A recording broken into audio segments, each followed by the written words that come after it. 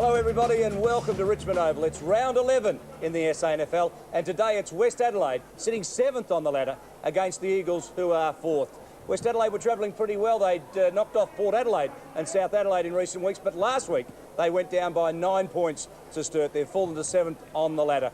They've also got the third best attack in the competition with Adam Richardson really firing with 7 goals last week against the Double Blues at full forward. But today they're up against the best defence in the competition. I hope you can stay with us. We'll be live until 5 as Tim Jennifer joins us. Or should I say Magpie? You've changed your name by default, Tim. I guess the big story of the week is Gary Hockey at Geelong has changed his name to Whiskers. I'm just thinking about what name, Tim, could you be a Magpie? I could be a Magpie. For 200,000, I could be anything you want me to be, honestly. It's amazing circumstances, wasn't it? I know Geelong are in trouble, but really to change your name for a week, I suppose it is, for $200,000, it's quite staggering. I'm going to promote you just for a moment. Would we call you Mitre Tim? Mitre Tim, all right, I'll take that on board. What about Tim Tam? Tim Tam. Tim Burr. Tim Burr? Or maybe, wearing your Doc Martens. The one I like, I think we'll change your name to Triple Tim FM. That'll do me. Well, as we go to the Premiership table, Triple Tim, tell us about Port Adelaide, who are in just terrific form. They are, and of course Monday they're playing against Nord, and it's really going to be one of the clashes of the round. Nord are really starting to find form. They're probably one of the sides that can trouble Port Adelaide, along with, say, West Adelaide always give them a bit of trouble, but really Nord and Port, they're the two teams I can see just striving towards the finals now. Glenelg in second position, they've done very well, I think, and Tony McGuinness will be happy with his charges down there. But today, you've got to look at Westies, they've got to keep in touch with the 5, and the Eagles, they want to keep in touch with the top 3, so it's a valuable game for both top sides. Well, it's a real roadblock, isn't it, between 7th and 2nd. The Eagles came out of the bye sitting in 2nd. They lost to Glenelg last week and dropped to 4th. Yeah, well, that really did cost them, didn't it? And they were 4 goals up at half-time, and then to have Sturt kick 9 goals in the third quarter against them was absolutely damaging, and in the end, that was the best result for Sturt. That's what got them over the line. As we go to the goal kickers, we had a chance of seeing Adam Richardson last week against Sturt for West Adelaide. He kicked 7 to be 1 goal behind Julian Burton. Yeah, Julian Burton had a day off, didn't he? 1 goal, 4, and we saw all of those. And Adam Richardson was in superb form at full forward, kicking 7. Him and I thought Timmy Symes were outstanding for West Adelaide last week. They'll be important again today.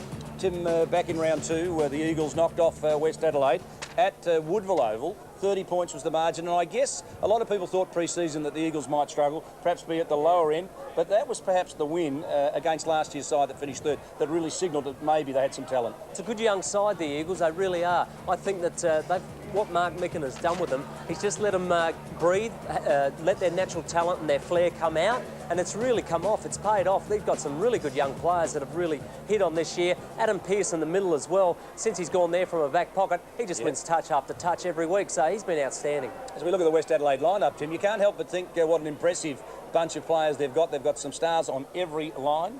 Yeah, look, West Adelaide, they have, one of the great sayings is they're great looking side on paper, and they are every week, but the thing is you have to convert that into performances, and I think that Timmy Symes is centre-half back today. Whether they line up like that, that'll be debatable, because I thought Symes was outstanding at centre-half forward, so they've got everything, haven't they? There's centre line in Connell, Dempsey and Andruski. It's as good as anybody in the league, so it's really going to be up to them to put a couple of wins together so that they can charge into the finals. Mick Taylor will be disappointed with last week's performance. As Michael Parsons joins us, Michael, West Adelaide 3 changes this week. Chubb comes into a half-back flank. Watkins comes in, the ruckman on the bench after a knee injury, and Clint Keary is back after injury.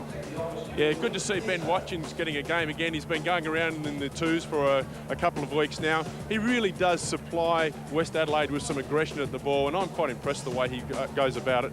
But you look at the West Adelaide team, they've got the best goal kicker in the league, so their problems with inconsistency aren't there. So you look a bit further up the ground into the midfield, where you see people like Bruin, who's getting a lot of the ball and has been excellent. But as you pointed out earlier, David, the 2nd worst defence in the league, and they'll be under pressure again today if they're going to get a victory. Interesting stat that, Tim, isn't it? The 2nd worst defence against the league's best defence. Surprising, I thought, because West's defence last week, besides that third quarter, I thought were pretty good, and especially the first half. They ran it out well, so I suppose over the whole season you really do have to just be consistent. I guess Port Adelaide sitting on top, you've got to expect that they'd have the best attack. West Adelaide sitting 7th with the 3rd best attack, but perhaps their defence really is letting down their forwards, or is it vice versa? Is the ball coming out of their forward line? Exactly. I mean, you do got to chase out of the forward line, and your midfield really has to put the pressure on, which causes mistakes and gets turnovers for him. So I think maybe overall they have to have a look at each end of the ground. Let's have a look at the Eagles, particularly their defensive zone, Tim. I think that's the area where they set the game up. They do, don't they? They've got an excellent defence. It's probably got their most experience back there in Rogers and Hall. They really do play well. But Floriani's been excellent off the half-back flank. We saw Fruin do a great job on White when they played against Sturt at Woodville Oval. But it's their centre liners again playing well, so that's going to be a good clash today with Westie's centre line, as well as their forward line. Phillip, who I saw kick 5 goals against Port Adelaide, was outstanding. Mark Daly joins us. Welcome, Mark. We've talked about Pavlich and Kluzak, a couple of young guns with plenty of talent in the Eagle forward line. Yes, Dave, we just look at that side there. I mean, they've lost a couple of players since last week with Harvey and also Holland missing from last week's side, but coming into a couple of good players there in Wiggins and also James, but their form hasn't been that good over the last month. They played Port back in round 7, they got beaten. They beat North, but everybody's beating North at the moment. They had a bye, and they lost last week to the Bays down at Glenelg. So their form hasn't been sensational, but they're a good side on paper. Just look at that side. I mean, they've got a lot of state players in that team that have played football. You know, Biglands and Hall and also Pearce and Pavlik all play state football. And really, I expect today's game to be sensational. Thank you, Mark. Colville also a state player, Tim. And there we go again on paper as the toss about to take effect. Greg Mellor for West Adelaide. And Andrew Rogers for the Eagles. Interesting, Greg Mellor, he's got 24 goals this season, only 3 goals behind the leading goal kicker. I mean, that's a fair performance, isn't it? Well, I've talked about him before. He's one of my favourite players, quality player. Andrew Rogers wins the toss and kicks to the right of screen. So we might go back down to Michael Parsons. Michael, there is a breeze blowing at Richmond Oval, but very difficult to read. Mate, your description is a breeze, small hurricane is the way I term it, and the Weather Bureau says it's going to get stronger.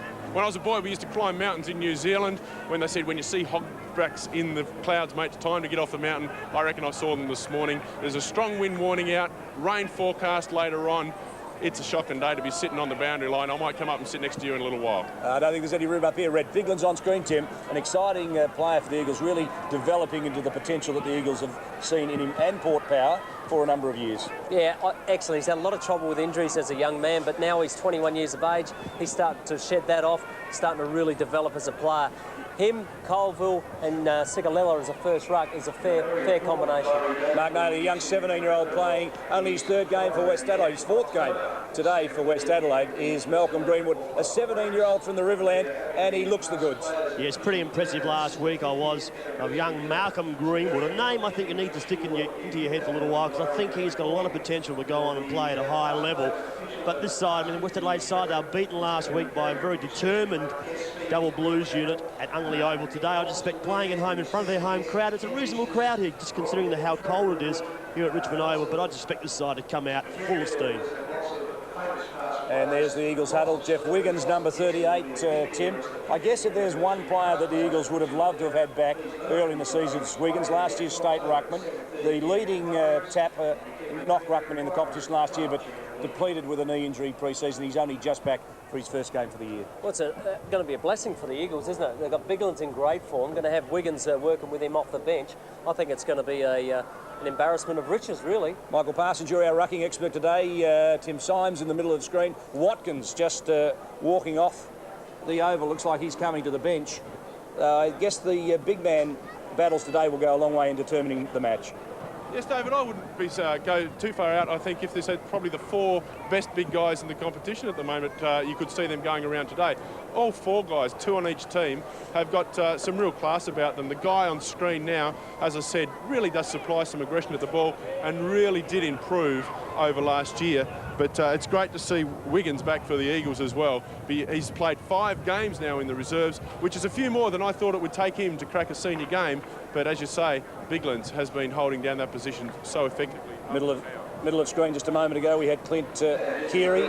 Number 5, of course, is Mark Stewart, another big fellow, Tim. And West Adelaide really probably have the 5 best big men in the competition. Well, Mark Stewart's going to have his hands full today with Biglands and Wiggins. I think, like you said, I think that may be the tip of which midfield gets on top.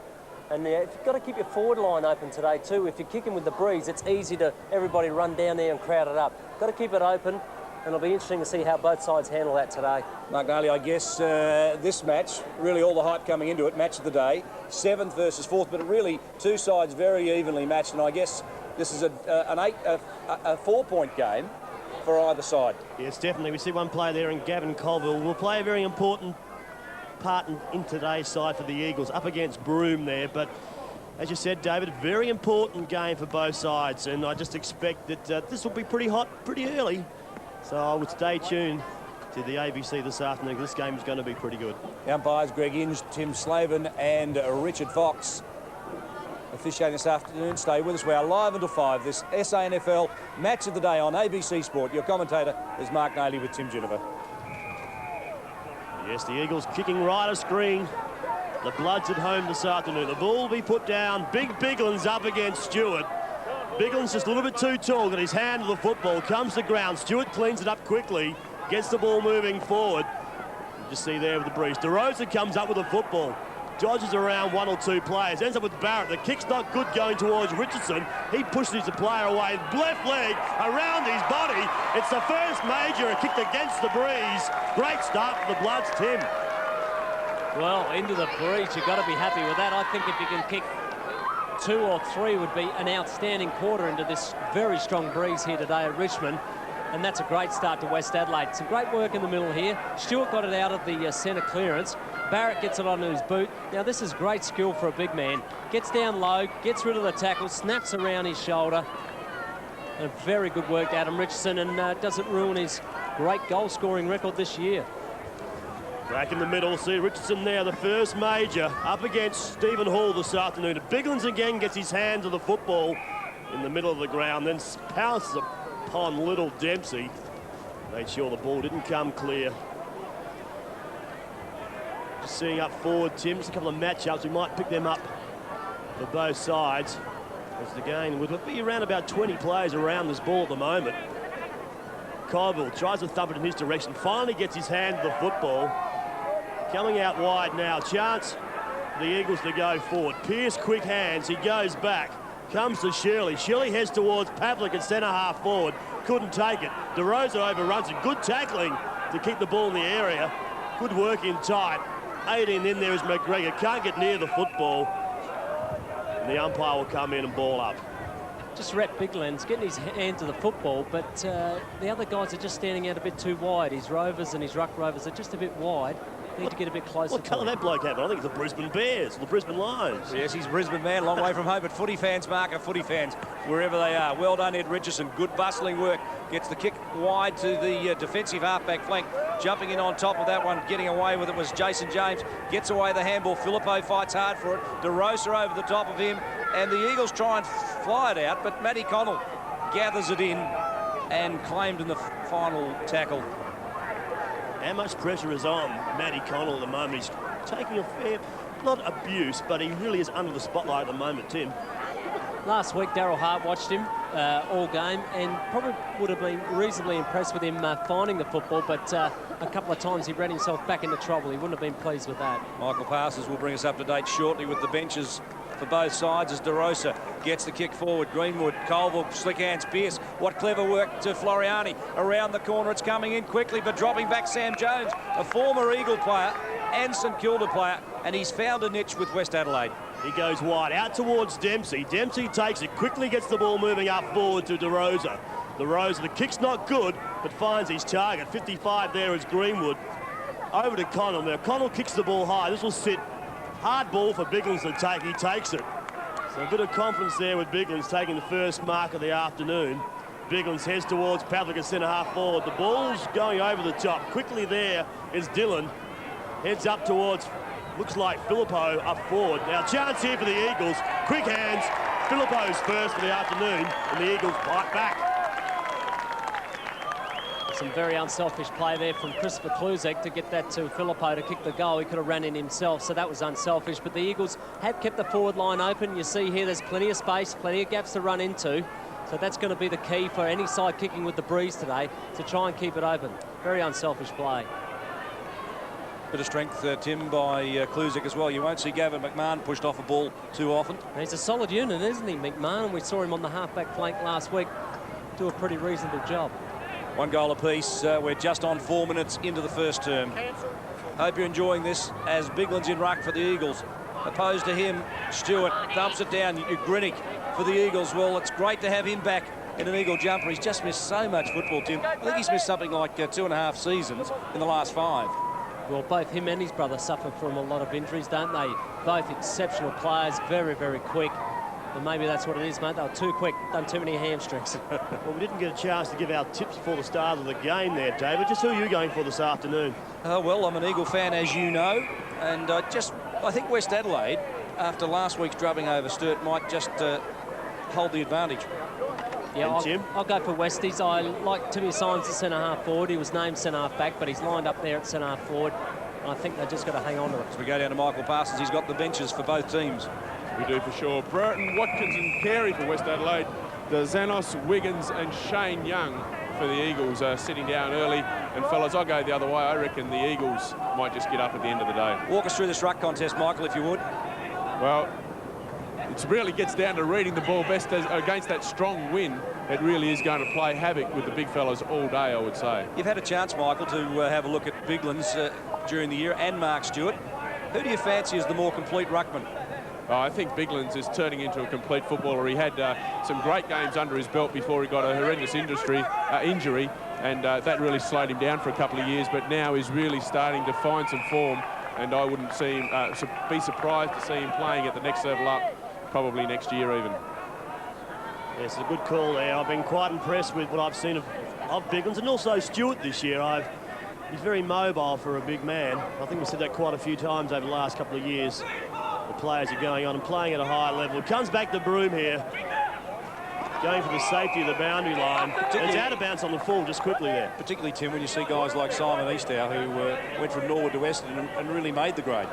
Absolutely. I think still the old adage that the bigger the player, the longer it takes for them to mature, and I think that really will play in a couple of these guys' hands. That breeze is strong. We just noticed, and the ball did hold up in the air. Back to Dempsey. He'll be taken by Grinick. That's holding the ball, umpire. He agrees with me. That's good to see. Good start, umpire. Yes, umpire Timmy Slavin does a good job. Grinick heads towards centre-half forward. It's a good kick. Up over the back, reading the ball well. Number 11 for the Bloods is Miles. He's got a chance here to set up Connell. Connell goes for one bounce. Heads up towards Mellor from behind. Couldn't take it. Comes out loose now. They're still keeping it in the area. Mellor again couldn't take it. The Eagles have numbers in there. Pearce couldn't overrun the football. Back to Greenwood. He couldn't get it. Gives it back to Greenwood. Greenwood goes around his body. Connell has covered some ground here. Richardson comes out again unselfishly. Gives the handball. Ball centred, comes towards Tim Symes. Symes will be taken. The handball wasn't good, but Dempsey's there. Now we'll set it up. He goes over the top, trying to find Greenwood. Has he the pace? I think he has, but good tackle by Rogers. At ground level now is Bigland's forcing the ball forward, and Colville should take this. He goes for the soccer off the ground. Intelligent work there by Gavin Colville. Unfortunately, the ball hasn't gone out. Chubb brings it back inboard, and Symes marks. Gee, Tim, I can't remember how closely DeRosa and Greenwood look alike. Symes. Oh, this will be dangerous. The kick will need to work, and it did. DeRosa made it work. I think originally the target was Bannock, but the kick was too long, and DeRosa read it beautifully. 3 kicks, and they haven't advanced 5 metres down the ground, West Adelaide, as Broome has the ball inside the 50.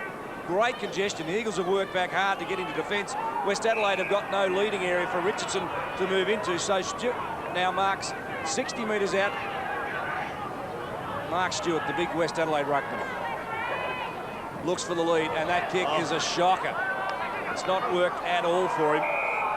Being tackled and going to ground was, looks like Jason James, and it was Greenwood who got him. No, it was Sikalella, and Greenwood got him, the opposition rover. Today, gentlemen, with a breeze like this, you really have to watch your skills. You have to punch the ball into the breeze very strong, and just got to be very, very careful with the skill level, because you can turn the ball over very easily. Biglands gets it down. Dempsey's in quick. Takes it, been tackled high. He wasn't paid the free kick. And again, we'll see the umpire come in. Pretty determined look there on Biglands' face. the supporters here this afternoon rugged up, scarves over their head to keep their ears nice and warm. Conditions, well, it is winter, fellas. You've got to expect cold days. Good crowd, though, Mark.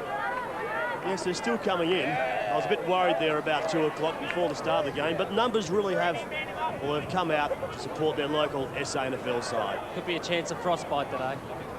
Very chilly. 9.5 minutes in at the bounce. Biglands throws it down the throat of Floriani. Couldn't quite take control. Pearce battles hard for it, but Robbie Lee for West Adelaide, wearing the helmet, he's fighting pretty hard too. So you can just sense the desperation, Tim, by both sides. I just got the feeling that Westies, like you said, would have got a real rev up from Mick Taylor this week and said, you know, besides getting a good start, we've got to go on with it. And I think it would have had them really fired up for the beginning of this contest anyway. The Bloods 24 points up at half-time against Sturt last week. Lost it by 9. I think Michael Taylor would have been shattered. Greenwood threw that one out. Floriani belted it onto the boot but didn't get much distance in the kick. Robbie Lee goes hard at it, but Floriani claims him and calls for the free kick. And the umpire says, fellas, I'll have a bounce. We're 10 minutes in to the first quarter at Richmond Oval. We hope you're enjoying this throughout South Australia and the Northern Territory on ABC Sport. Well, good start by West Adelaide at the moment. They're kicking into a, I'd have to say, what, a 4 or 5 goal breeze up here. Strong. He may get Michael Parsons just to give his impression at ground level, but the ball's been kicked clear. Chance here for Eagles to get the ball moving forward. Good pickup, looks like Fruin. James. It was James running hard out wide. Heads towards Christopher Kluzak. What about the new hairstyle, Tim? Well, there looks like there's been a bit of bleach sold down at Woodville Oval lately. Rep Biglands has got a bit of a tinge in the hair, and Chris Kluzak's got the lot. Vote catchers. It wouldn't happen in our day, would it? Well, I remember a young Mark Nailey with some tips at one point. Yes, they're grey tips, David. It's how I'm going these days. Broom forward. DeRosa goes back with the football. North 32. And Sturt, was that no score? Is that correct, that score? Well. Start by the Roosters, that's good. Well, you can't pick them, can you? They were 10 goals down at half-time last week. Well, might be going with a strong breeze. Up forward again. Good knock over the top there. Gives a chance for Andriski. Couldn't clean it up quickly. Working back hard there is Dillon. Heading for the boundary line. Great work by Robbie Lee. Andriski, left leg, heads towards the goal square. And that's Bruins quite content to see the ball push through for a rush behind. So 1-1-7 plays the Eagles. Just a one solitary goal. So a point difference here at Richmond Oval. I think Mick Taylor will be happy with West Adelaide. They've had most of the attack. And that kick-out's gone straight down the throat of Matthew Braun. Braun worked himself in a position pretty well. It is a strong breeze. He sat right at the back where he should. Richardson, front position. Couldn't quite take it. Shirley gets through traffic, dispatches the handball forward. McCarthy got a good shepherd by Pearson, just created enough space. The former Tasmanian coach pushes the ball forward. Bannock underneath it. Well, just bustled off it. This is Whelan. Oh, taken high. The Northern Territory. There's a few blokes up in Darwin who know this fellow, and he goes pretty tough, Tim. And I don't think you'll mind that. That's just a gentle tap for him. He didn't even flinch. Well, they don't from up there. They are tough. Chubb. Doug Thomas expecting him to be drafted next year. Well, doesn't he lose some players, Doug? And over the top of that ball, fighting hard, Ken McGregor. And I think Ed Richardson's got his hands full today as we go to the Eagle bench. Bit of height, bit of pace. Bit of everything on that bench, isn't there? Darzanos we saw a few weeks ago. He's got a bit of talent about him. He's just got to get rid of that ball a bit quicker. Stewart comes up with the football, goes to DeRosa. DeRosa over the top there. Finally ends up with Connell. Gains around his body. The quick kick forward. Can't find his target, but Greenwood's over the top. Good work by Greenwood. Trying to find his captain in Mellor. Again, some hard work done out there. Symes working overtime to keep the ball in the area. It's a chance here for the Bloods. Barrett couldn't take it again. Big Richardson comes out. He'll head for the top of the goal square. He goes in that direction. Good work. A bit of shepherding from behind. The umpires let the game flow. Floriani comes up with it and kicks wide. Good work, Matty Connell, to come back on it. Flips it forward in the double play and then drives it long towards full forward. Greenwood has the sit in it. Rogers, the veteran, closes in on him, but here comes Greg Mellor. What a quality player he is. Gets out the handball, Greenwood. Very clever, but look at the reading. Pearce slick to Colville. Out the back door, it's Rogers, then the skipper just paddles it forward. What experience he's got.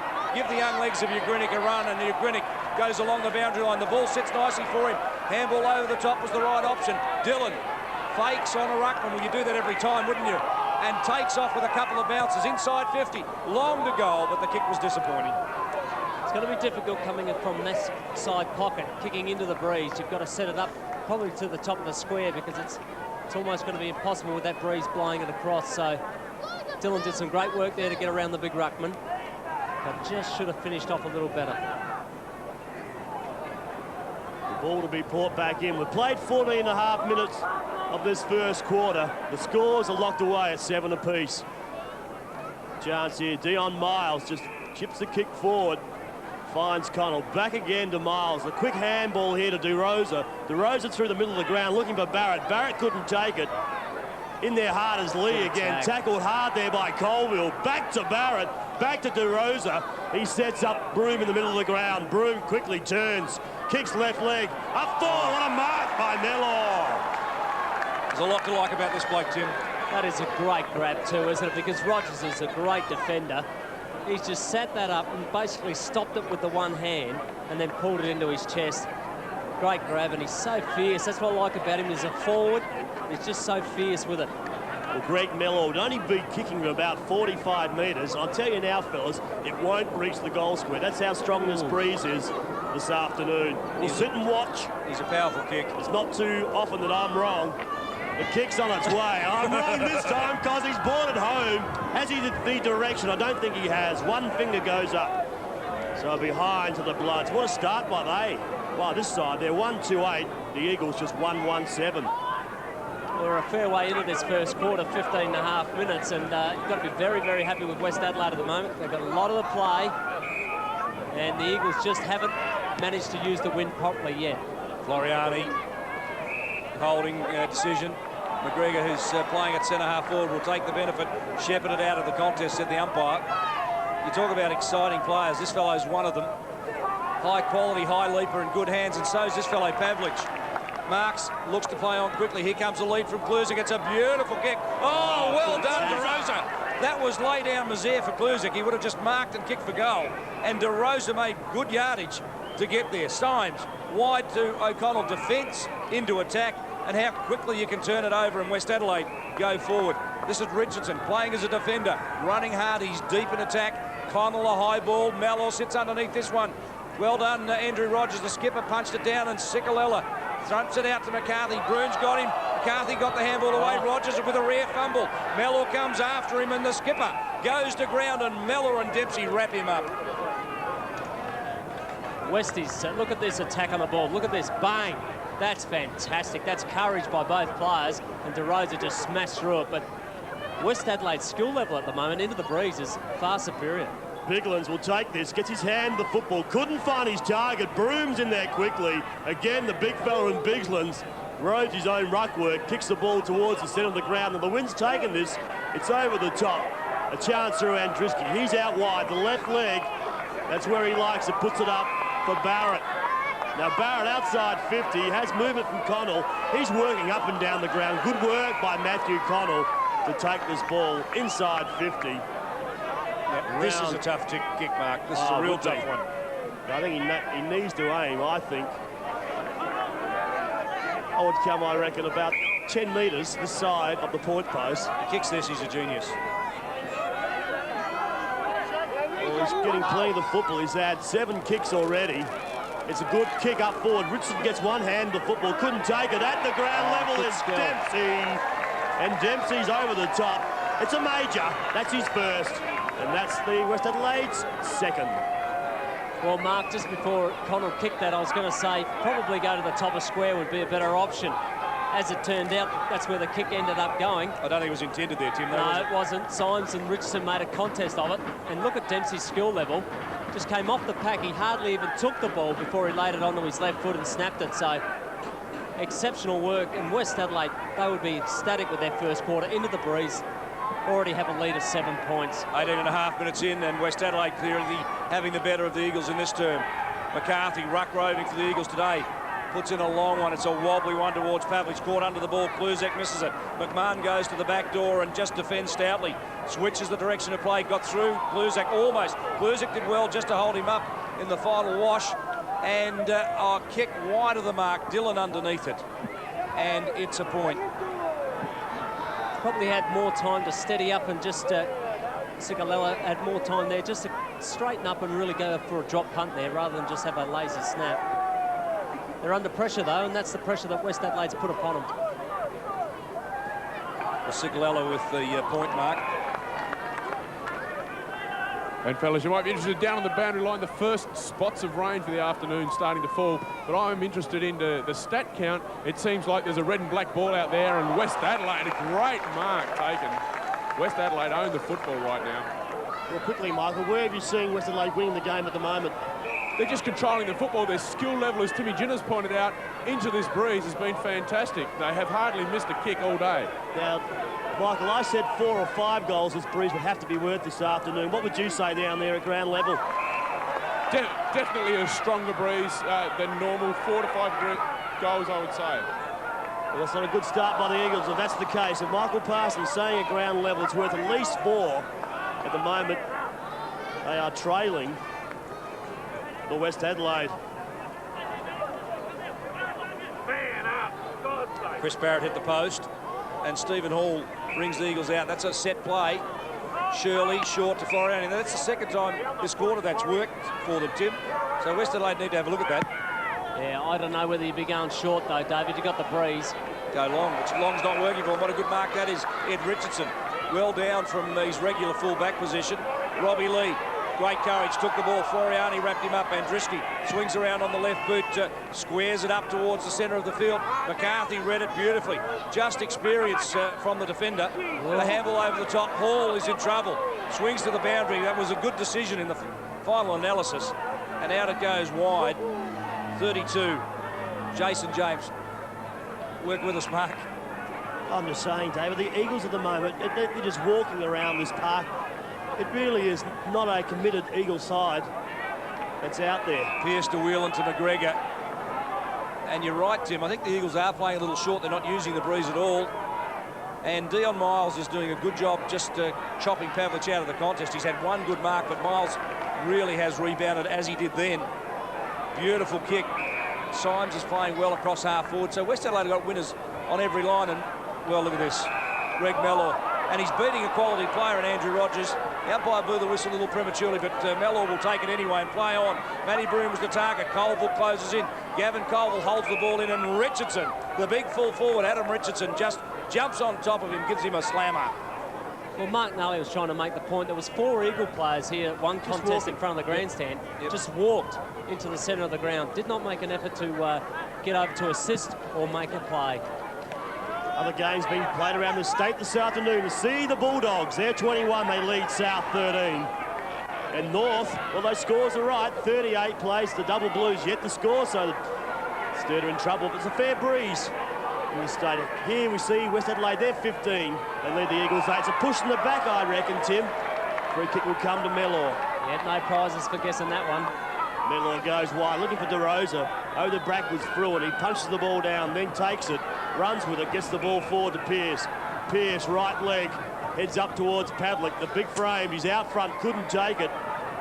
This chance he has a time to clean up. He's got a bit of pace for such a big fella, but he is young, 17 years of age. A good kick by Pavlich. Nice. It carries the pack. That's his first major.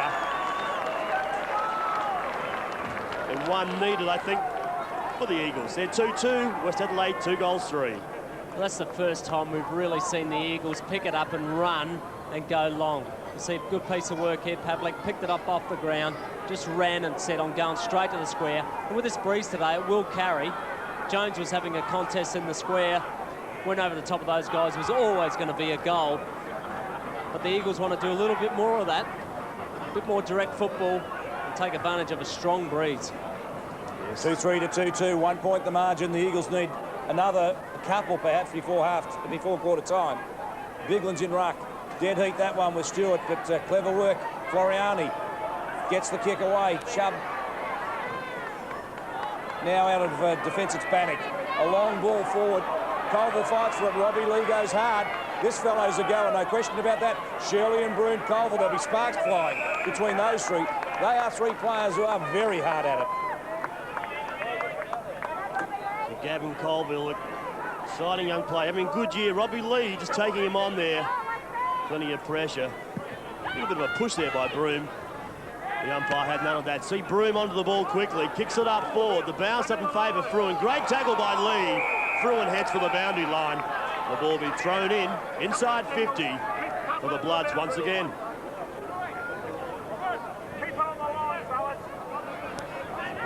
Well, 15 times has gone inside 50 for the Bloods. Only 9 to the Eagles, so they really have controlled this quarter of football.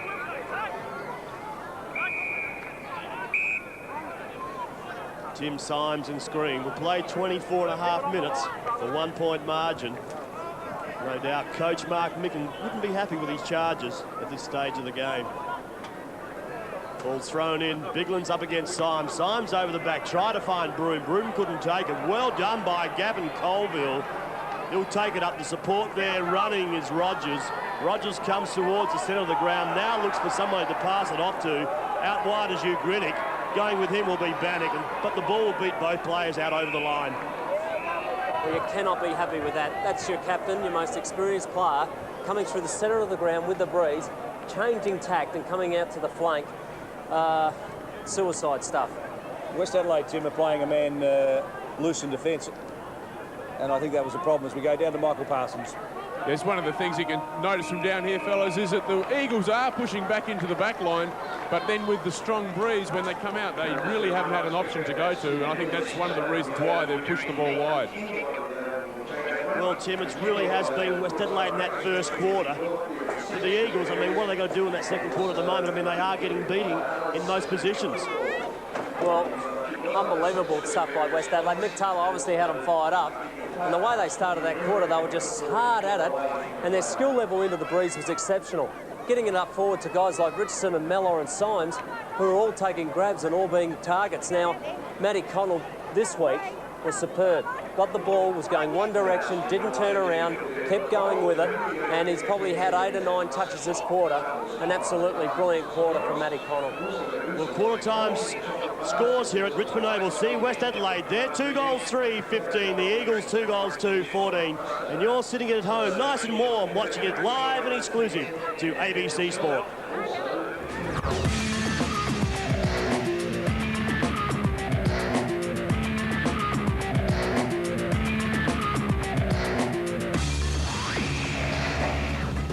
Hope you're enjoying this match throughout South Australia and the Northern Territory. A 1-point ball game at quarter time, but you do suspect that West Adelaide just doing a little bit better into the breeze.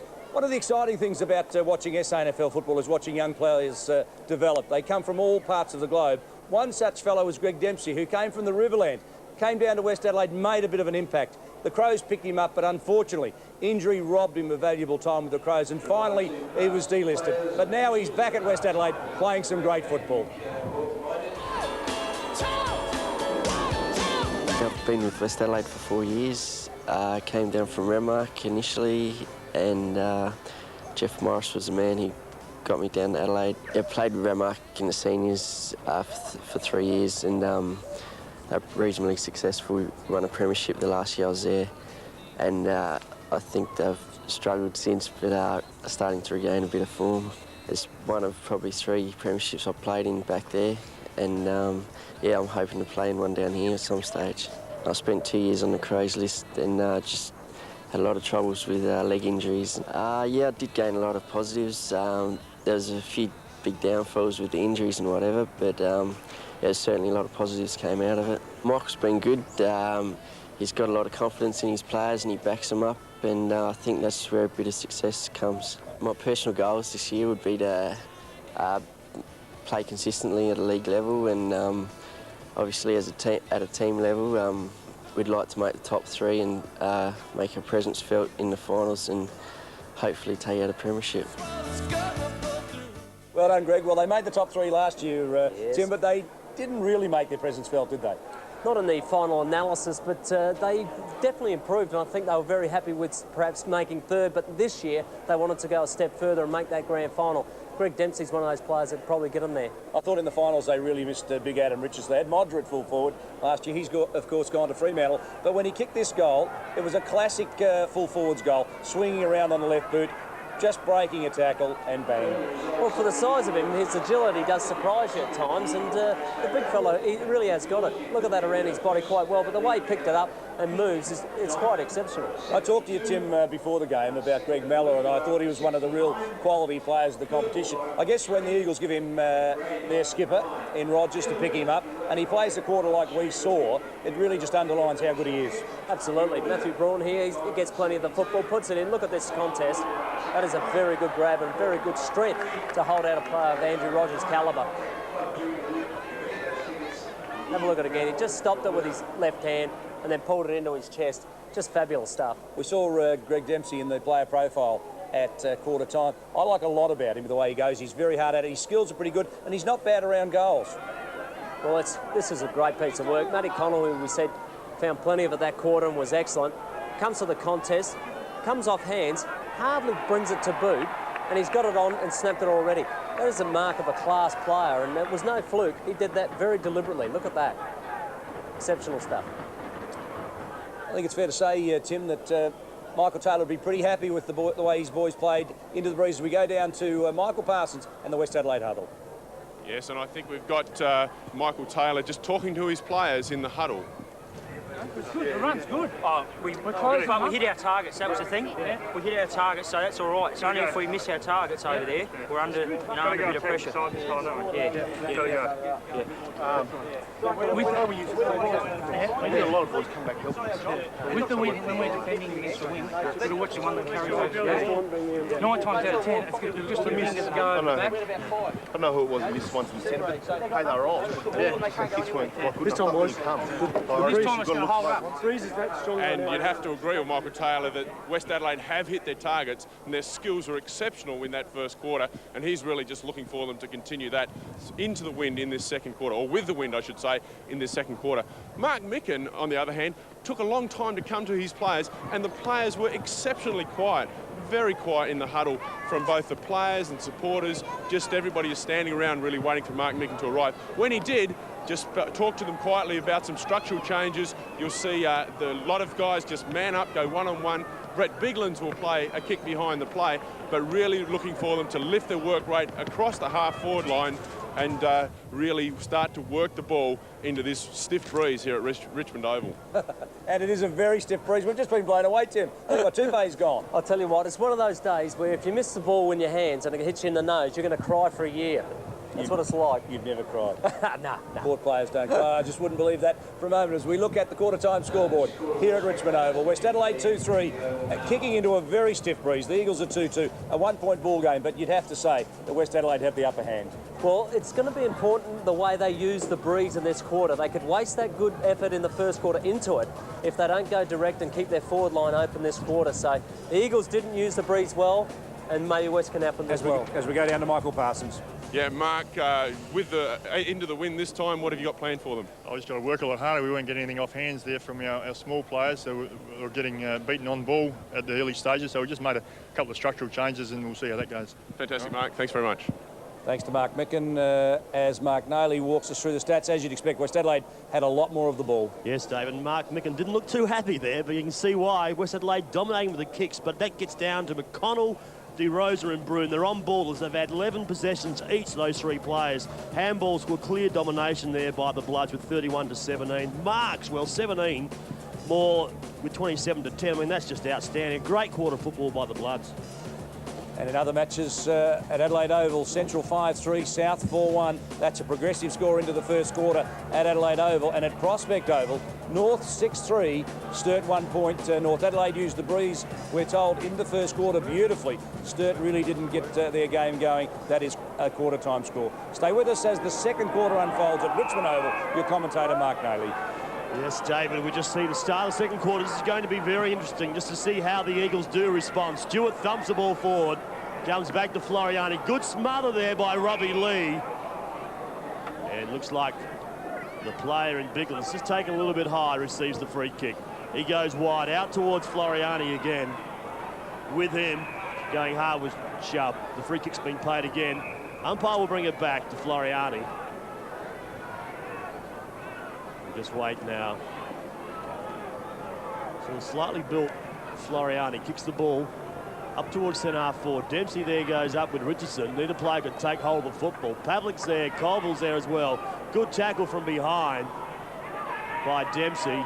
Quick interchange of handball, ends up with Broom. Now Broom left leg, he'll go long and strong down towards centre-half forward. Back there was Biglands, couldn't take it on his knees. Great work there by Mellor to force the error. Comes back in board again. Colville needs support. He finds it in Biglands. He needs to get rid of the football now. He does that. Now the great pressure here by the Bloods, just keeping the ball in the area. Comes up again to Robbie Lee. The handball there wasn't that good. Oh, some great desperation shown here by both sides, and ends up now, the umpire will come in, blow his whistle, and we'll ball it up. Well, I'm just loving the way West Adelaide are crashing into every contest, and the Eagles haven't had an easy possession. Every time they tried to get a kick away, they were tackled. At the bounce, Biglands, who is doing pretty well in the air, thumps it down. Matty Broon around the corner. It's a scruffy old kick. Mellor claimed around the hips by Rogers. Classic tackle, that one. Ugrinnick uses his pace. We love seeing this side in South Australian football. We've just not seen it enough. McGregor thumped away from him by miles. Now it's Andriski playing a prominent role on the wing today for West Adelaide, and Broon ruck roving, finding plenty of the ball. Possession number 10 for him, and we're only 2 minutes into the second quarter. 22 thumping the ball away as Brent Fruin, and we've seen him, Jim, play some great games for the Eagles in defence. He has, hasn't he? He's had a pretty good season so far to date, and he's going to have his work cut out this quarter, I think. It's chilly out here, isn't it? Chilly at Richmond Oval. South Adelaide Rovers, you're pretty soft as well. You don't hear these little Port Adelaide Rovers complaining, Tim? I'm complaining, believe me, it's all happening. Disappointed. 15 plays 14. Little chip up. It's gone over the top. This is danger signs here for the Eagles. Robbie Lee will go over the top to DeRosa. Now, what can DeRosa do? He's outside 50, gives it off to Matty Connell. Connell won't miss this. He doesn't either. Great goal. Great kick by Matty Connell. That's his first. Well, that is a great start for West Adelaide with the breeze in this quarter. They set up the game with a great first quarter into the breeze. Now they have to sort of really put the nail in the coffin here. DeRosa has found enough of it to be damaging. Gets it to Connell. Connell's a beautiful kick. Doesn't miss that one, but West Adelaide, I'm very impressed with the way they're going about their football today. I think they're very angry with last week's loss. We've got to ask the question, who's picking up DeRosa? Who's picking up Matty Connell? Who's picking up Matthew Broom? At the moment, those three players running around, just controlling this game. I think we might get Michael Parsons to earn his money and have a look at the matchups there for us as Biglands thumps the ball down. That one's too high. Chris Barrett takes the free. Little state squad rover, and he goes pretty hard at it. You like the way he goes about his football. Richardson, front position, had the ball thumped away. The Eagles through Rogers, got it from Jason James in the handball, but the kick wasn't really up to scratch. Floriani holds the ball. Sikalella released. The kick is wide, and we're losing everything at Richmond Oval. And here comes Ugrinnick. It's like a foot race, isn't he? He just takes off like a racehorse. And Pavlik over the top of it. Dillon fights hard for the ball.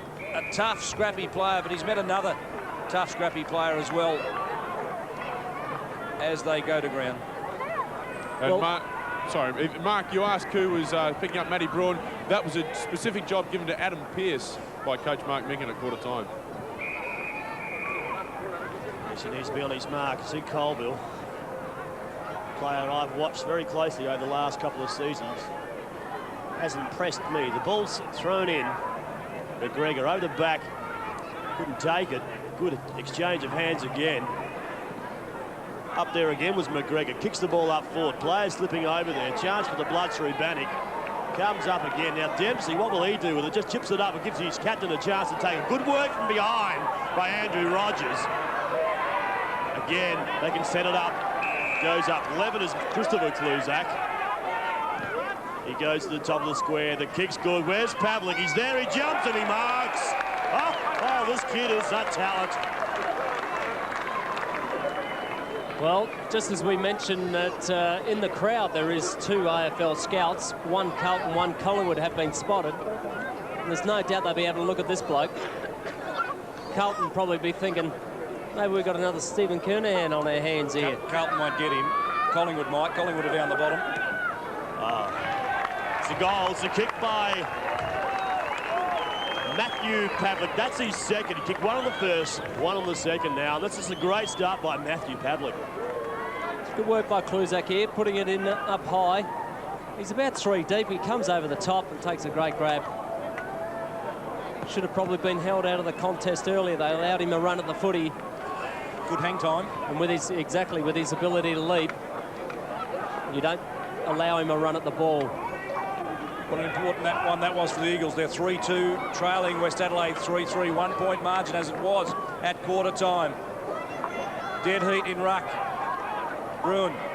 McCarthy claims him. Bigland's off the ground. Forces the runners to go at it. This will suit you, Greenwich. Sheer pace. He takes off. Has a bounce. Wouldn't you love to see him fit long term? A high ball towards centre forward. Here's Pavlich again. 2 hands to that ball. Collapsing the pack underneath him. He did pretty well, but couldn't complete it. And Sam Jones comes up with the ball for West Adelaide. Well, I've got to say that the Eagles are working far harder this quarter than what they did with the Breeze. So they've really got to be able to convert, keep the pressure on Westies. I got a bit excited. He had his hands on the football, did Pavlik, just couldn't bring the ball to ground. You just love watching young talent like him emerge from the SANFL ranks. That's a mark there by Kluzak. Umpire puts 2 hands in the air, calls play on. He does it again. Kluzak should have been paid. DeRosa comes out, takes it now. He'll settle things down. Get things moving. Well, he hasn't got a centre-half forward at this stage. Timothy Symes now comes in. Decides to go short, does DeRosa, and finds Dempsey. And now's the time to hit Symes because there's a lot of room up forward. Symes will go for the mark. We've threw it at the back. Good mark. We called it early. That's the play they were looking for. On to Connell. Connell realising the pressure was about to be applied to him. Fairly tight. The umpire calls play on.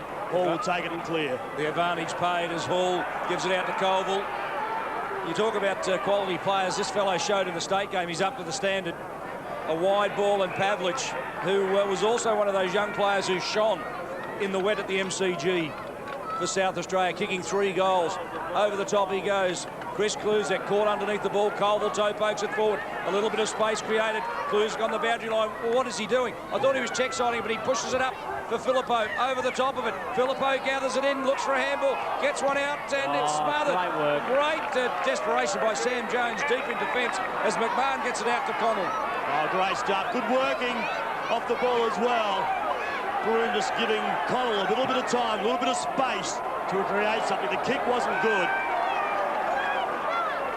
Wasn't good at all. He finds Biglands. Hasn't he improved, Mark? Well, you get a kick laced out there.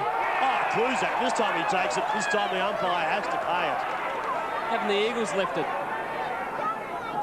Well, they had to. The first quarter was just really disgusting. I'd love a copy of Mark Micken's speech at quarter time. So would I. Floriani kicks it up. The ball hasn't carried.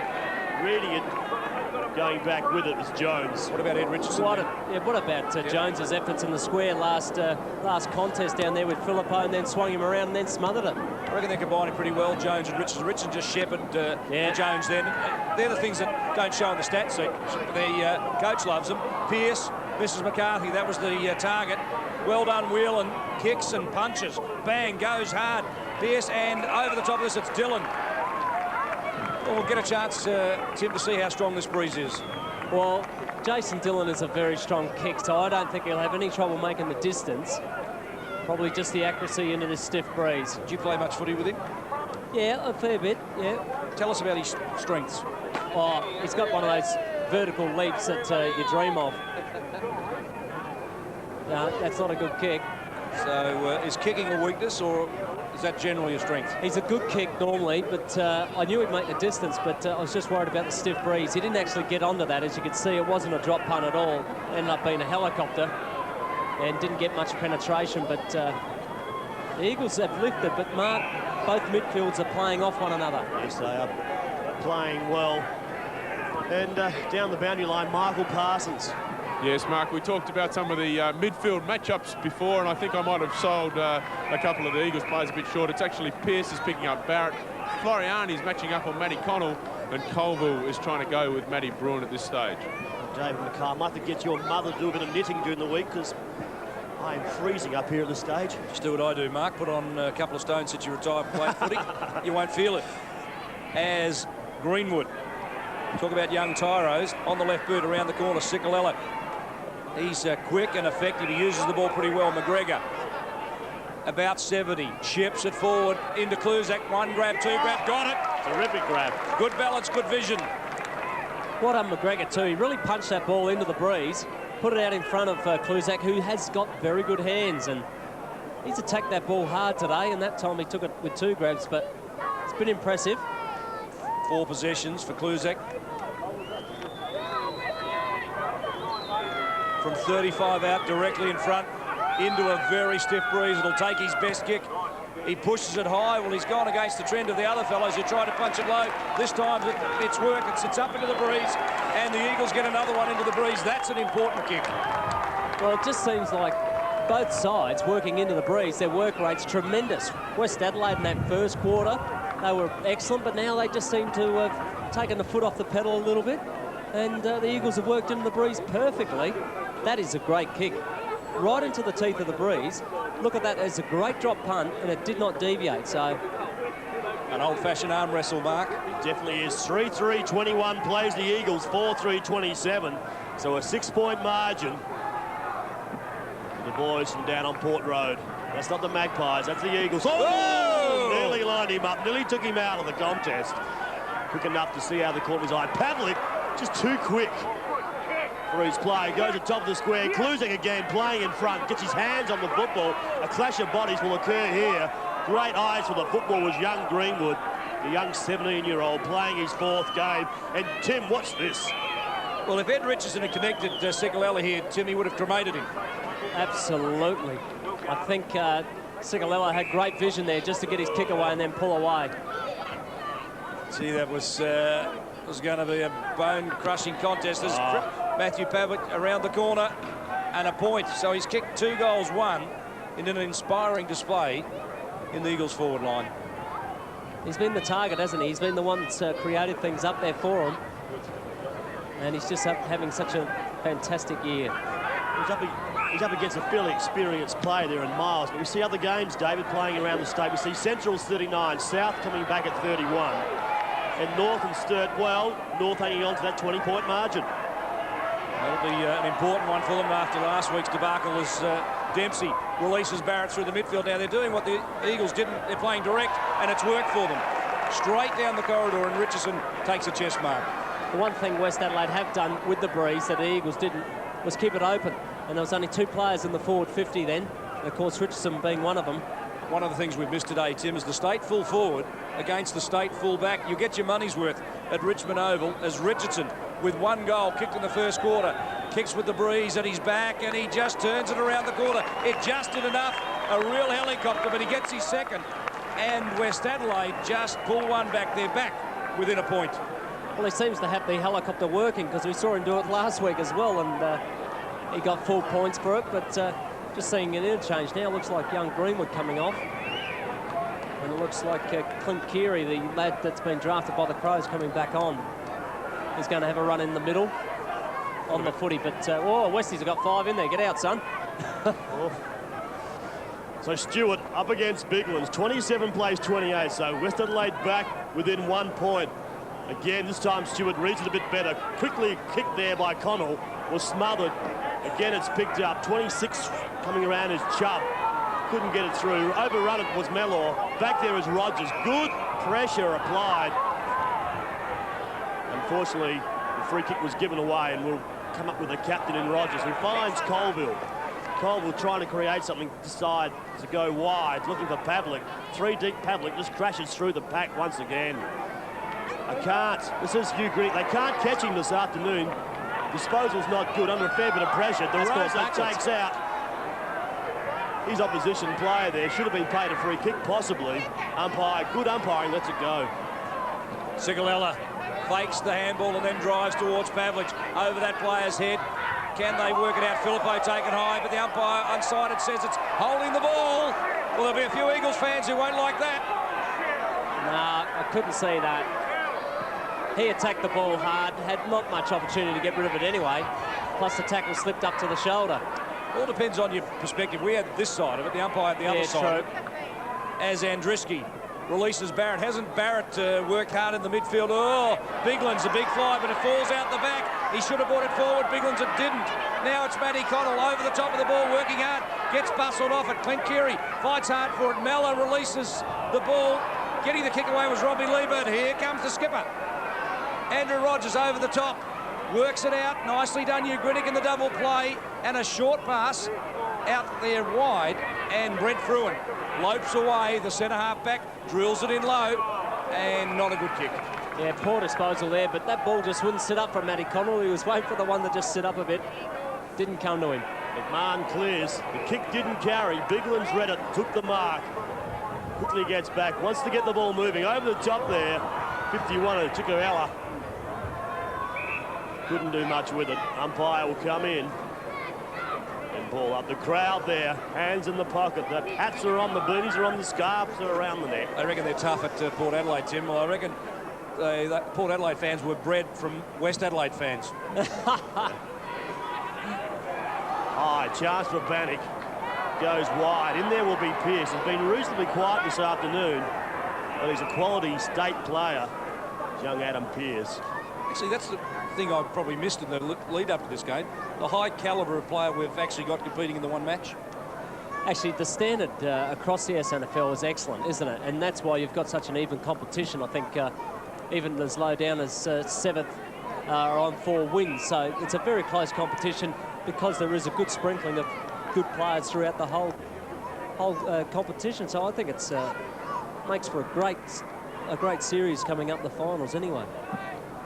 McGregor in ruck for the Eagles, thumps it down, wins the tap. The base of the pack, or Dempsey just picked that up like a basketball and took off. He is very slick, and you really feel saddened for him that the injury robbed him of his chance with the Crows. Broon forward, Hall a big destroy. Great roving, the big man in signs, and he just lobs it to the goal square, and he's at the post. Unlucky. He did everything right, didn't he? Well, he would have been absolutely bragging about that at the West Adelaide Players Disco tomorrow night. But he's picked it up like a rover. Tried to dribble along a la Dacos. Didn't come off. Scores locked away. 28 apiece. Eagles this time, they have a chance to run it. That's Pearce. He's the key to their midfield, this fellow too, isn't he? Yeah, well, he's had, as you can see there, 3 marks. And that's his 10th possession. Now kicks towards Culver, one of the smallest players on the ground. Reading it over the top. They're just too tall. It was Ed Richardson. Good mark, going with the flight of the football. Oh, I don't know what Ed's trying to create there. I think maybe bring a bit of rain. It's the only way you can describe that kick. Straight up into the air. Comes out wide. Oh. McCarty, wider still. Comes up to James. James heads up towards now Kluzak. It's been exciting in the second quarter.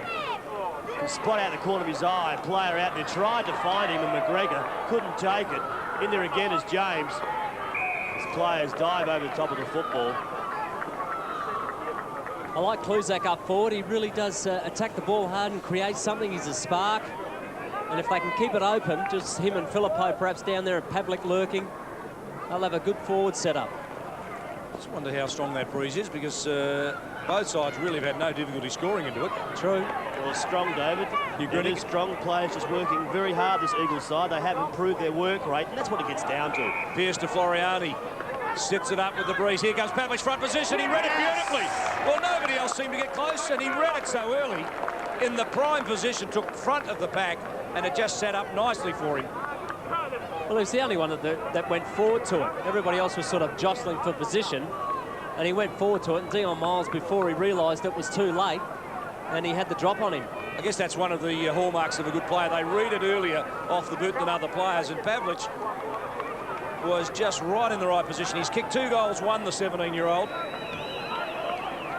18 goals so far in a short career, and make that 19. He doesn't miss, right through the middle. Well, we keep saying it every week. We see this lad, how much of a talent he is. But when you see things like that, and on the interchange, Mark Stewart's come off, I believe, for Watkins. I think Benny Watkins is going to go into ruck. He was 4 deep, Pavlich, and weaved through and took the front position. Like I said, the only one that moved towards a footy and attacked it. Everybody else was trying to make position. It was always going to drop short. We should throw down to Michael Parsons. Michael I just saw Watkins there. He's chafing it a bit. Just how excited was he to get onto the ground? Yes, Mark, I heard my name, but the question eluded me. It is still blustery down here as West Adelaide go forward again. But yeah, Benny Watkins, first run on the ground today. Be interested to see him get his hands on the ball. Sigalella wide. Whelan, Bannock. There'll be sparks flying between those two as well. Bannock front position this time. Gets the handball forward. Chubb claimed by Ugrinik. And too high, said the umpire, so it's a free kick. We're 21 minutes into the second quarter. It's a 6-point ball game. The Eagles, with Pavic's last goal, have gone a kick ahead. And this contest is really developing beautifully. Chubb, exciting junior from West Adelaide. Bigland's front and then goes to the back. Mark strongly, relieves a little bit of pressure. He's playing a role very similar to Sean Wren today, deep in defence for the Eagles, but Andriski marks beautifully. Andriski. Quick kick up forward. Good mark by Symes. Symes turns. The ball just enough pressure there applied by the Eagles defender. Did force the error up to Pavlich again. And this is going to be a foot race. He's in there again. Good work there by Richardson just to hold his ground and lay it off to DeRosa. DeRosa puts it up. Good kick. Gets it forward and finds Keary. Keary thumps it forward. Over the back was Mellor. Maybe might have given away a free kick. Rogers back to Hall. Hall around the body. He's got a player out wide and Fruin. Now Fruin should take this and run with it. Gets a quick kick forward to Ugrinik. It's a chance now for Ugrinik just to get players across this side of the ground. Now heads up forward. The back there looked like McGregor. Couldn't take it. Good work there by Watkins for his first touch. Lays it off to Andriski. Over the back, the fly again by Symes. Couldn't bring it to ground, but really kept it in control. The Eagles' defence again will clear.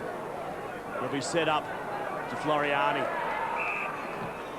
Floriani, high ball. Where's Kluzak? He comes out strong again. Should take this, knocks it down to Pavlich. Pavlich inside 50, puts it high. The breeze brings it back. That's his fourth, Tim Geneva. What a quarter of football by the young fella. Well, the whole Eagles team, they work great. You wouldn't have known them in the first quarter. They looked like they were asleep, they were flat, they were tired. This quarter, it's the old swap Guernsey trick. They've just worked and worked and worked into the breeze. And Pavlich, he just reads the thing so well. Kluzak again, I love the way he gets involved. Look at that, he attacks the footy hard. The big Pavlich, that's another good kick. Watch the way that bends around. He is an exceptionally the Eagles forwards are leading their players to the football. Another change has been made down there, David. Dillon comes off, and coming on for his first run of the afternoon is Darzanos. Spiro Darzanos, a speedy rover wingman. Watkins caught underneath the ball. Biglands wins the tap. Now it's Dempsey on the left boot, turning it around the corner. Here comes Mallow. Geez, just attacking the football and giving West Adelaide every bit of energy that he can give them. Towards Richardson, over that player's head, it falls to the back. Clint Keary on the right boot. Oh, good goal, Keary. He's a clever player, and that's what the Crows saw in him when they recruited him. That was very slick. Well, West Adelaide, they needed that, I tell you, because they're going to go in half-time probably a little bit down or level, and they won't be pleased after their superb first quarter to set the game up. Keary gets this goal, but it really is going to be a disappointing quarter. And at half-time, Michael Taylor will be trying to rev them up once again to try and have a very important third quarter into the breeze. 5-4 plays 6-4, a 6-point ball game. The Eagles still in front. Good bounce. Sharp of Watkins to take it uncontested. Just try to put it down Dempsey's throat. Couldn't quite find it. Coming up hard with it was Whelan. He was tackled well. The umpire will come in and put it down once again to start proceedings. Watkins up against Biglands. Similar height. Watkins maybe just with a slight advantage as far as the weight concerned. Watkins with a long sleeve jumper on. Biglands, well, they both put it down or towards us in the direction of the same player there. Mellor comes out, he's pushing behind, coming up there, good work by Lee. Lee quickly forward. Adam Richardson comes out hard, should take this, try to keep it, he does well with that football. Hall was set up. The umpire will come in, believes it was held to. He couldn't be happy there. Keary demanding that the umpire blow his whistle and pay the free kick. Richardson worked hard to try and bring that ball back in. Not sure that it would have been a better option necessarily just to let it go out and reset the Rucks and Rovers and look for a set play. So you get a call from behind, and there's another Hardy fan enjoying the football.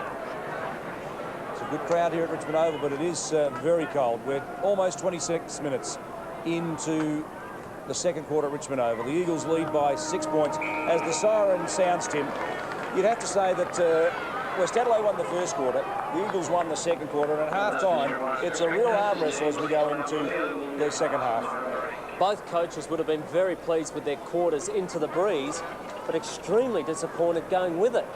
Whether they're not using it properly, whether they're not keeping it open. I mean, I thought Westies did keep their forward line open in that occasion, but their midfield didn't get hold of the ball. It was the Eagles midfield that started to dominate, started to work it through, get it up to guys like Pavlik, who you see on your screen there. Kluzek was alive and exciting up there, and they just created options, and their work rate was tremendous. So both coaches are going to go into half-time fairly well puzzled by their quarters with the breeze. So at half-time here at Richmond Oval, it's West Adelaide 5-4. The Eagles are 6-4. It's a 6-point ball game. You're watching the SANFL live and exclusive to ABC Sport.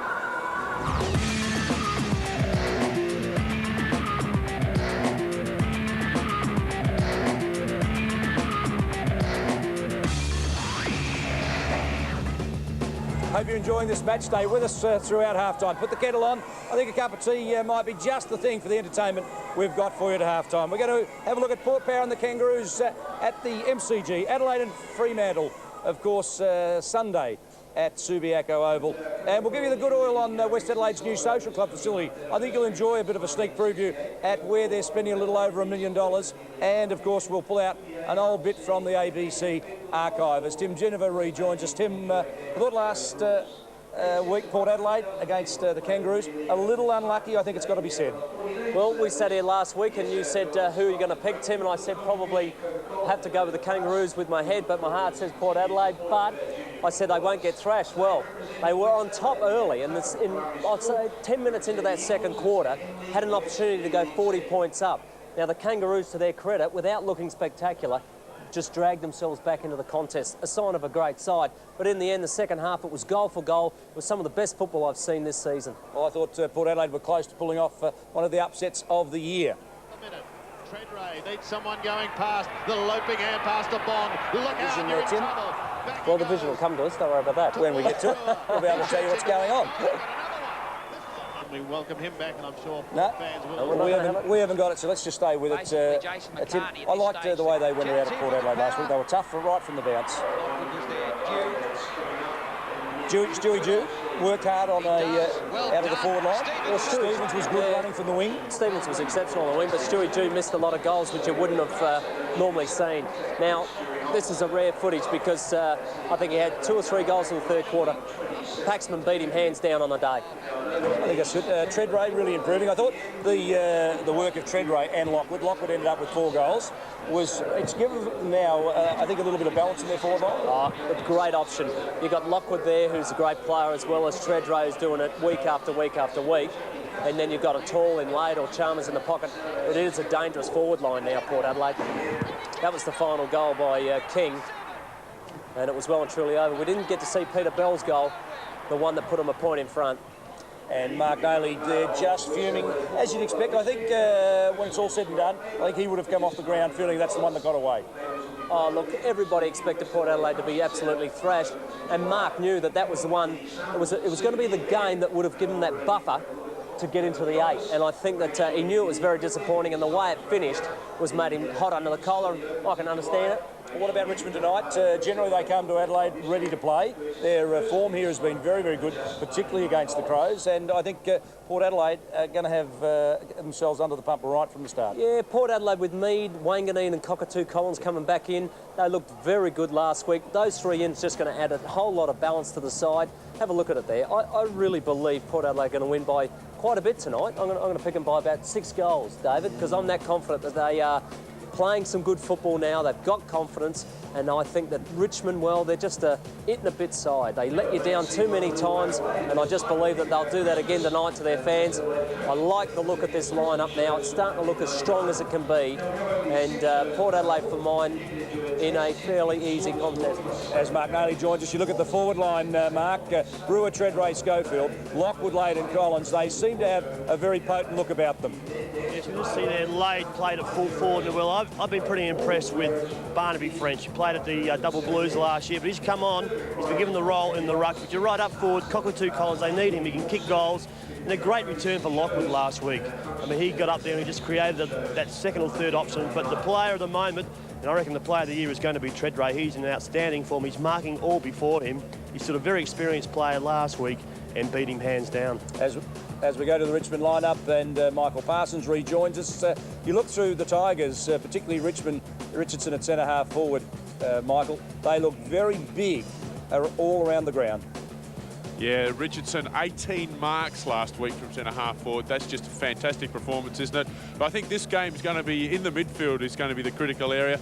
Knights and Daffy are two fantastic players. They just get so much of the football. It will be interesting to see who lines up on them.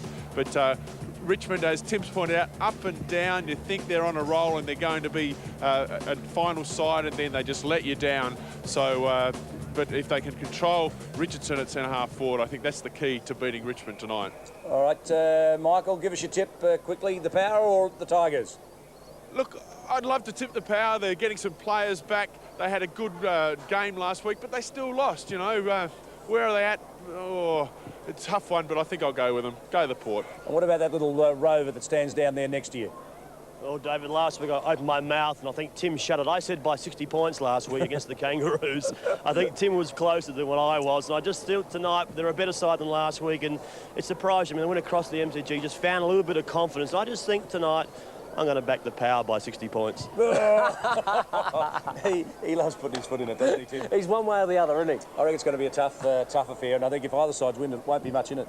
No, that's a fair call, but I do believe that Port will just get on top eventually. I think it'll be hard fought early, but I think they'll break them probably halfway through that third quarter and set up a good win. But Mead also has a very good record on Richardson. So Richardson, the danger player, I think Mead can stop him. What about it's Adelaide and Fremantle at Subiaco Oval on Sunday? And remember, Tony Modra is lining up at full forward against the Crows. It's not, however, the first time that he's done it. These two sides met earlier in the year in the pre-season competition. Now, Tim, in that competition, Modra only played the first half. I think he kicked, 4 or 5 goals before half-time. He did, and Fremantle had a win. And you can't say that, that won't do them the world of good confidence-wise, because they're playing at home. Subiaco, Modra's in fine form. They had a great victory over Melbourne last week at the MCG. So they're going to go into this very confident. Adelaide, on the other hand, got a few players back, but everybody seems to be a little bit underdone. It's a danger game for both clubs. But I just see Adelaide getting up. I've been picking Adelaide for 3 weeks now. I think they have to finally get up for me. They don't lose too many in a row. Mark Nayley, I guess the real focus of this match is Tony Modra against the Crows. A lot of people said that he shouldn't have been cleared. He was. His 10 goals last week, I think, really highlighted, particularly when the Crows struggled in their forward line. But I just wonder whether that won't work for the Crows, the focus being on Modra. Yes, you just think at the moment, David, that Tony Modra has kicked, I think, 1/3 of their score after the Fremantles this year, and he is in great touch. His 10 goals last week would give him plenty of confidence. And I just, I would not be the player that has to pick him up tomorrow. I just think he's in good form. And whether it's Hart or whether it's Smart or possibly another player back there, I just think Tony Modra is in a good form, and he's got a point to prove, I think, to Malcolm Pite and John Reid and also Daryl Hart. Well, Mark, stay with us. You can walk us through the Crows lineup, and I guess Hart gets the job on Smart. Well, it's named there at the moment. We see Hart up there, but possibly Bassett and possibly back there with Stevens also. But I just feel at the moment Adelaide aren't travelling that well. They've been riddled by injuries over the last, say, 6 to 8 weeks. They just can't get players back. Now, Jarman's back in tomorrow, also Bickley. Now, they're 2 quality players. But last week, I mean, they weren't good. They weren't good under real extreme pressure, but they need players to fire. They need Robin at centre-half forward to start finding the football. McLeod's form hasn't been outstanding over the last month. I mean, Risciuto, well, he's a premiership player now. He really has to start playing like one, but I just think at the moment, I mean, those young kids are starting to perform for him. Young Burton that we saw here last year, he's an exciting young player, and I just think Adelaide at the moment really are struggling, but as you know, as Tim said before, I mean, he's been picking him over the last 3 weeks, so have I, and I just think they're due for a win, but I just can't see it happening. The thing that worries me with the Crows lineup is probably their ruck setup. Golding and Herbert, very young, very inexperienced. When they've got a Pittman or they've got a Wren as their first ruck, they seem to function a lot better. And these guys, they're battling their heart out, but they're very, very early. They're going to have a big task against Bandy, who is an established AFL ruckman. And you just look at their midfield as well. The Dockers, they're not too bad off. I mean, Fletcher finds heaps of the football. Norris has won their best and fairest. Wirra from the Western Bulldogs is a good player as well. So it's a bit of a contest on our hands, I think. Michael Parsons O'Reilly at centre forward, I think, is one of the big stumbling blocks that the Crows are going to have to overcome. Yeah, since he's moved forward, played a lot of footy at full back, but since he's moved forward, he's done very well, hasn't he? And next to Clive Waterhouse playing next to him, a fantastic athlete. Some say that he doesn't think through his game as well as he could, but nevertheless, he does offer a target. And I think with those three marking players forward, Modra, O'Reilly and Waterhouse, it just takes some of the indirectness out of the Fremantle game. And they are starting to play the type of football I think their new coach, Daniel Drum, would like to see them. And I wouldn't be surprised to see them get a win tonight, tomorrow. Well, it sounds like you're tipping Fremantle, Michael. I think. OK, what about you, Mark? Yes, Dave, I think I said before, I just think Adelaide haven't got their best side back at the moment. Fremantle have found a bit of form over the last couple of weeks, and I just think that, I mean they won last week's effort was great in Melbourne. I just think Freo again will get up over Adelaide. Put you on the spot, Tim. Well, Michael Parsons is right. Talking to Clive Waterhouse during the week, I said, Tony Modra full forward, has it straightened up Fremantle's play? He said, definitely. It's a great target. We go in directly to him. He contests. He either takes a mark himself or brings it to ground, and they're wrapped with him. So I think I'm still going to stick with Adelaide. 3 weeks running, third time lucky. And stay with them, fair enough. As we go a little bit closer to home, we return our thoughts to West Adelaide. And we spoke during the week to Sue Burrell. She's the new marketing manager of West Adelaide. She's only been in the job 5 weeks. And we asked her about West's new $1.3 million investment. The actual function centre itself is called the Sturt P Function Room. That will seat 320 guests as it's seated dinner, 280 comfortably if we're going to be having dancing. The restaurant seats comfortably 110, which is run off the side of the function centre, and that will be called the Richmond Restaurant.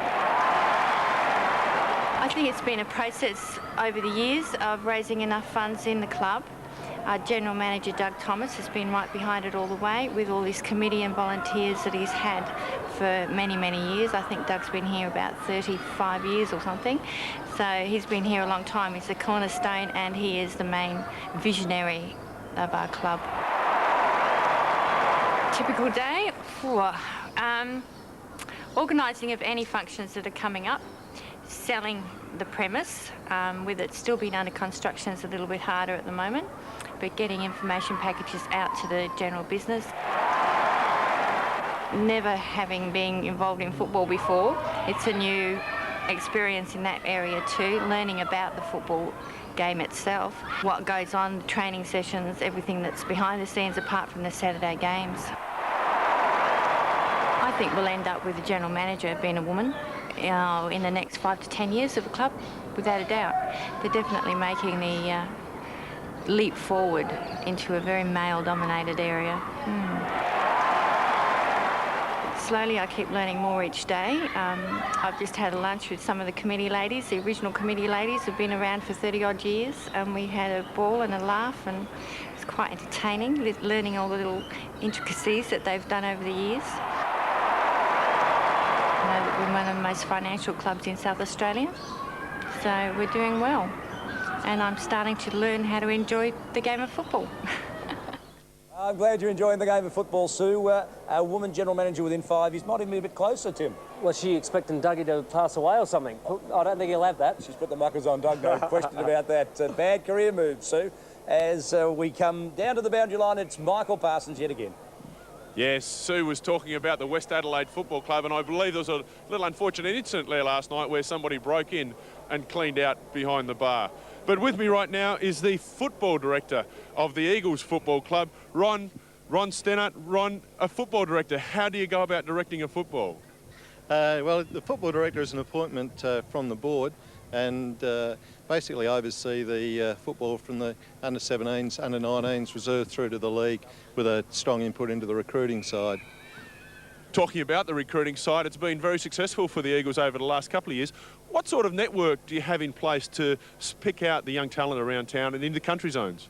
Yeah, we have got networks interstate and also in the country, and we sort of like to feel that we know what's going on around there. We've sort of got a very strong junior plan in place with the 17s and the 19s going top last season, and we've sort of made the most of that this season by bringing so far about 5 or 6 lads from the 19s through into the league. And of the young players that are coming through now, who have you got the biggest hopes for?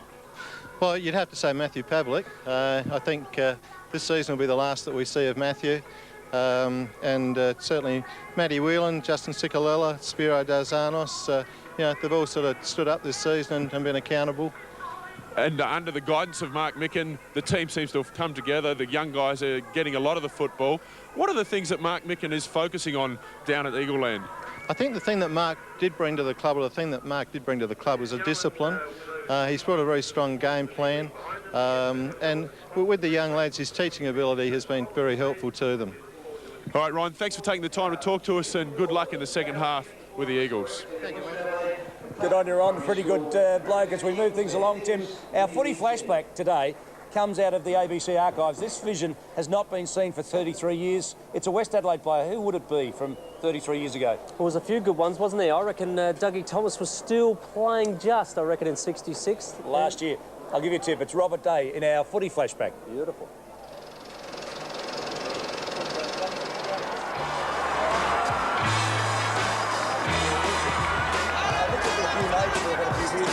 In the last few weeks that we'll be saying, oh, not looking so good now. But he looks a treat, doesn't he? Absolutely. Fresh, raring to go. Where's this footage from? Is it 1966. Now, I'll put you to the test about Robert Day a little bit. When did Dougie Thomas retire? I think you just started on me a moment ago. Yeah, Dougie, I reckon, retired in 66. Yep. OK. Now, who was the captain of West Adelaide? Was it Don Roach? Jeez, you're hard to trick. Oh, all right. Big Westies man. Well, this is probably easy. He was the vice-captain. Oh, Robert Day. Yeah. We're in the number 2, Guernsey. How do you become so good at footy trivia, Tim? I just hang around you. You're one of the masters. All right, well, a tough one. The Magarey medalist in 1966. Now, Ron Kneebone, I reckon. Yep. Yep. OK, you're travelling pretty well.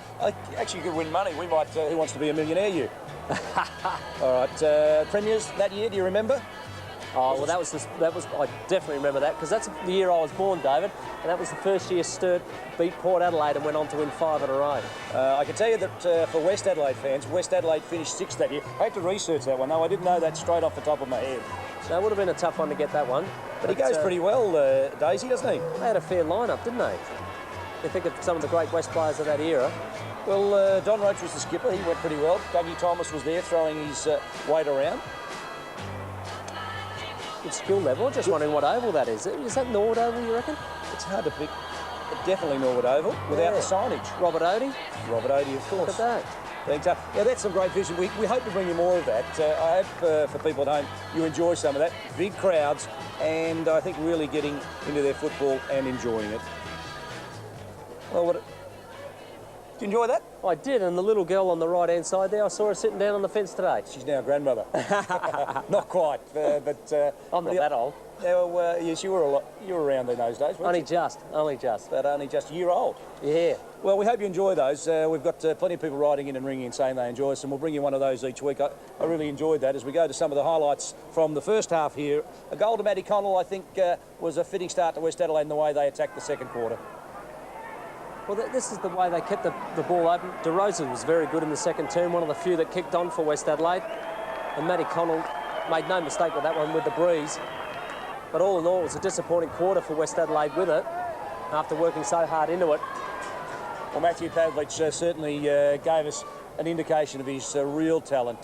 Kicked a couple of goals that quarter and set up the Eagle forward line beautifully. Well, Kluzak as well, he's been a great option, but look at this, he's about 3 deep on this occasion. Takes the grab, finishes off well, and one a bit later he come in front of the pack, so he can do it from either side, he doesn't mind. And his finishing is pretty good. He's got a good kicking style. He has, hasn't he? and a big strong kick as well. So he kicked a beautiful one into the breeze on the run, and he's just got everything. So you heard their football director say that he probably won't be here next season, so we wish him all the best. I think he'll be taken very early. 1, 2 or 3 you would suspect in the national draft at AFL level. Chris Kluzak came out with a bottle blonde today, but he's come to play football, no doubt about that. Yeah, well, I think when you have those hairdos, you've got to play well. And he's attacked the ball very hard today.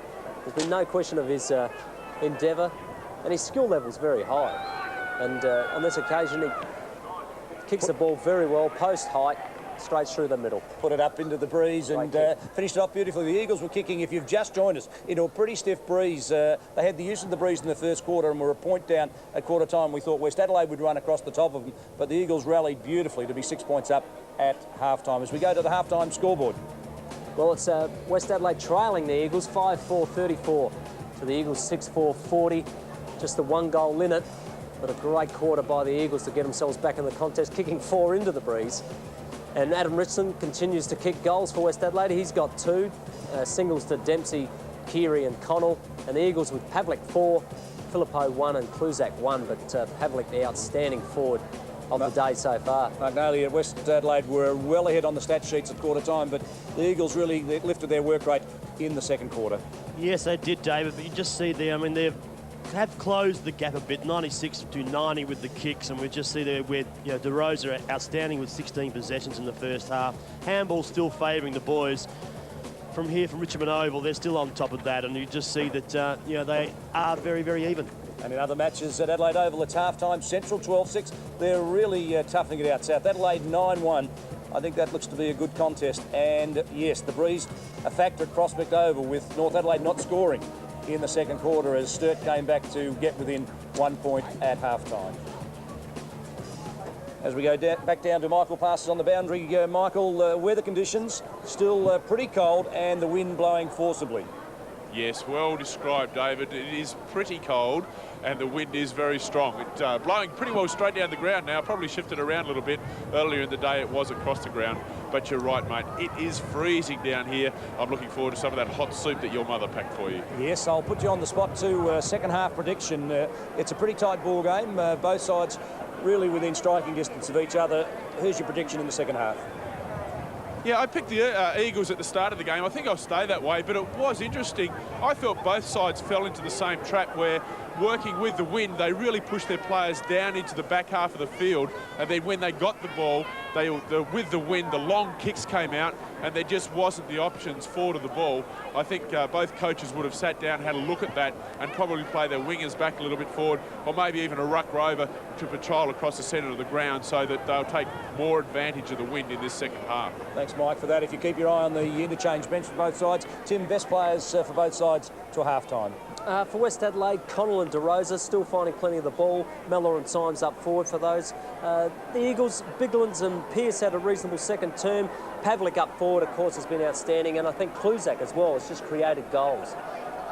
So stay with us. We are live until 5 throughout the second half of this match between the Eagles and West Adelaide. We're at Richmond Oval. Your umpires, Greg Inge, Tim Slavin and Richard Fox. All umpires doing a pretty good job. Stay with us for the second half. Your commentator is Mark Nayley. Yes, thank you, David. I think we're expecting a big second half. Scores very close here. Only a 6-point margin to the Eagles. We just sense this third quarter. You've spoken about it before in previous games, but it is a match-winning quarter. The Eagles get a good start. They do kick away. The Bloods will be desperate in this third quarter to stay within reach. Good bounce. Biglands again gets his hand on the football. Down to Bruin. Now, Bruin loves his left side. This time goes for the handball out to Bannock. Bannock across to DeRosa. Now, DeRosa right leg, heads up forward. Good use of the body there. And a good mark taken by Clinton Keary. And within striking distance too for a shot at goals.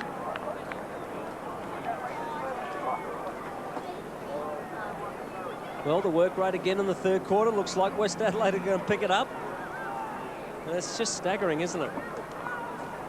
And the breeze so strong can be used so badly by both sides. Interesting to see what goals have been kicked at each end of the ground. As we see Keary is coming in, puts it on its way. The kick's good. The breeze is bringing it back over the line. Oh, it's a good kick there by Clinton Keary. That's his first for the afternoon. And the scores are second for the afternoon, and the scores are locked away. Well, we said it earlier, just the work rate that both teams want to do into the breeze. They just can't match it going with it. And DeRosa here again in the play. And there's been 7 against the win and only 5 with it. It's very surprising. But Clinton Keary did good work to push off his opponent and take the grab. And then we've seen some great kicking into the breeze as well, both sides. And Michael Parsons, you down there, big fella?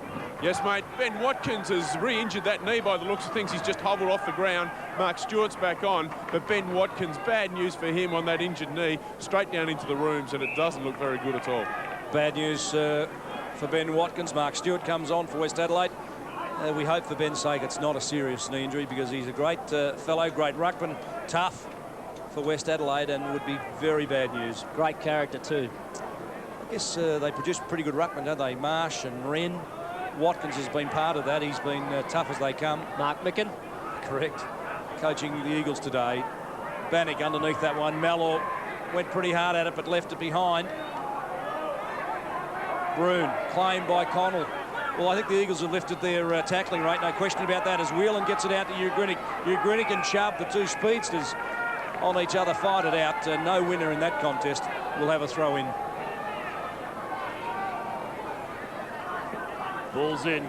Good tap down. Chance again for Ugrinik over the left shoulder. Kicks it higher forward. There's no one there for the Eagles. Going back would be Bannock. Couldn't take it. The flight of the football. Good work. They keep control. Back to Colville. Left leg. Puts it high. Looking for Pavlik. He's 3 deep at the back. Get the ball. That's actually back there was Filippo. The Bloods will defend. Good handball out wide. This time Bannock has time on his side. Will come out wide. The mark should be taken out here by Chubb. Over his head. Ugrinik there just forcing it towards the boundary line. He kept it in, Chubb. Unfortunately, the man White just believes it was out over the line, so it'll be thrown in front of the member stand here at Richmond Oval. Scores locked away, 40 apiece. Good crowd for this match. Hope you're enjoying it throughout South Australia and the Northern Territory. Live on ABC Sport. Stewart. McGregor it was who won the tap, however. Ugrinik, good tackle. Chubb got him. Fingertip, and that's holding the ball. Umpiring's been just about spot on today. They haven't really gone too wrong, and I'm glad they're paying hold the ball. Chubb plays on, switches the direction of play. Connell sits out wide. They're running from defence. Mellor it was. Running deep from defence. Jones went very hard but couldn't complete the fingertipper. Ed Richardson forces it forward. Pavlich solidly but gathering it in. DeRosa shrugs one tackle, then two, gets the kick forward into space, and it's Symes out in front. But Dion Miles bustled off it by Rogers, and Rogers out to Whelan, who has a bit of a fumble. Settles. Dillon. Now Colville. Squares it up. I think that's what Mark Micken would have told them at half-time, just to square it up and down the corridor. And That's got to be paid, that's a mark. Or was it touch? The umpire's I'm not so sure. I reckon there was a good bit of West Adelaide's hand in the first touch. Just have a look at this. And a push. No? No, it's Mark. No, Mark Nolly's correct. Yes. I'm right again. Well, the umpire didn't think so. He thought it came off McMahon's fingertips, and that's the way he paid it. So he bounces. Chubb. Pavlich, who's kicked 4, goes for goal. Make that 4 goals too. Been a productive forward for the Eagles today. Well, if the Eagles can have a reasonable quarter here, they'll probably set themselves up for a win, because both sides have played better into the breeze. So. And Drisky to bring the ball back in. 41 plays 40. The Eagles still up by 1 point. The kick goes wide. At the back, 49, there is Matthew Pavlik. Just pushes it out, keeping the ball in the area. So the ball will be contested in ruck. Timothy Symes, or is it Stewart? It is. Coming over there was looked like McCarthy, knocks it down. Back to Dempsey. Dempsey quickly onto the left boot, heads towards the boundary line. To be thumped forward, out over the line. Connell's effort this afternoon has been good. Looks like he's lost a lot of weight, doesn't he? He does look rather thin. Been picked up by young Floriani this afternoon, especially after that opening. Both players at this stage of the game had 15 possessions each.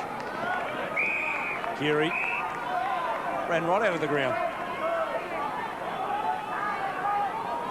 233s playing on each other, Robert Shirley and Clint Keary. Two very exciting young prospects. Stewart from behind. McCarthy just forced it forward. Floriani.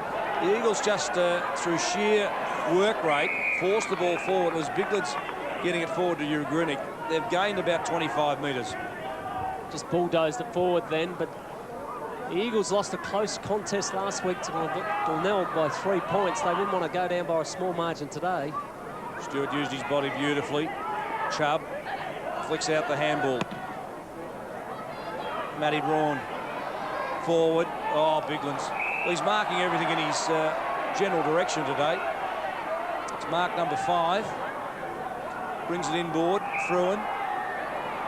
He's an attacking defender, this fellow. Forward it goes. Kluzak couldn't mark it. Whelan gets support from Darzanos. The speedster takes off. Comes back inboard. He has really got some pace. This kid just shredded the West Adelaide defence. Pavlich just pokes at it. He was under pressure. And the pressure just forced the kick wide. Didn't have a lot of room to move when he received that handball, but clever work. Darzanos, I just said earlier, he's so quick. Just at times perhaps takes the wrong option, but didn't leave a lot of room for Pavlik, and to get a decent drop punt away as he did was pretty good work. And Drisky to bring the ball back in again. He's looking out for Stewart. Stewart's looking elsewhere, not realising he was going to be used as an option. Connell takes it, goes to the ground. He talked about AFL talent scouts, Tim. Who would they be watching in this match? There's quite a few, isn't there? I mean, we spoke about Pavlik earlier. I think Biglands is going to get picked up. There's no doubt about that. I think he's really matured now and stayed out of the injury book. So that's the main thing, isn't it? And I suppose if you're looking at speedsters, little Darzanos, a young fella, it's surprising who they do look at times. Well, you said earlier that Christopher Chubb may be drafted. He's a young talent as well. But here's Biglands again. He has played that kick behind play beautifully today. As compared with Mark Stewart, I reckon's been a bit deep on the kick behind. So he's missed the contest again. Coming up with it there. Number 16 for the Eagles, getting thrown to the ground is McCarthy. It's McGregor actually coming to his feet, number 18.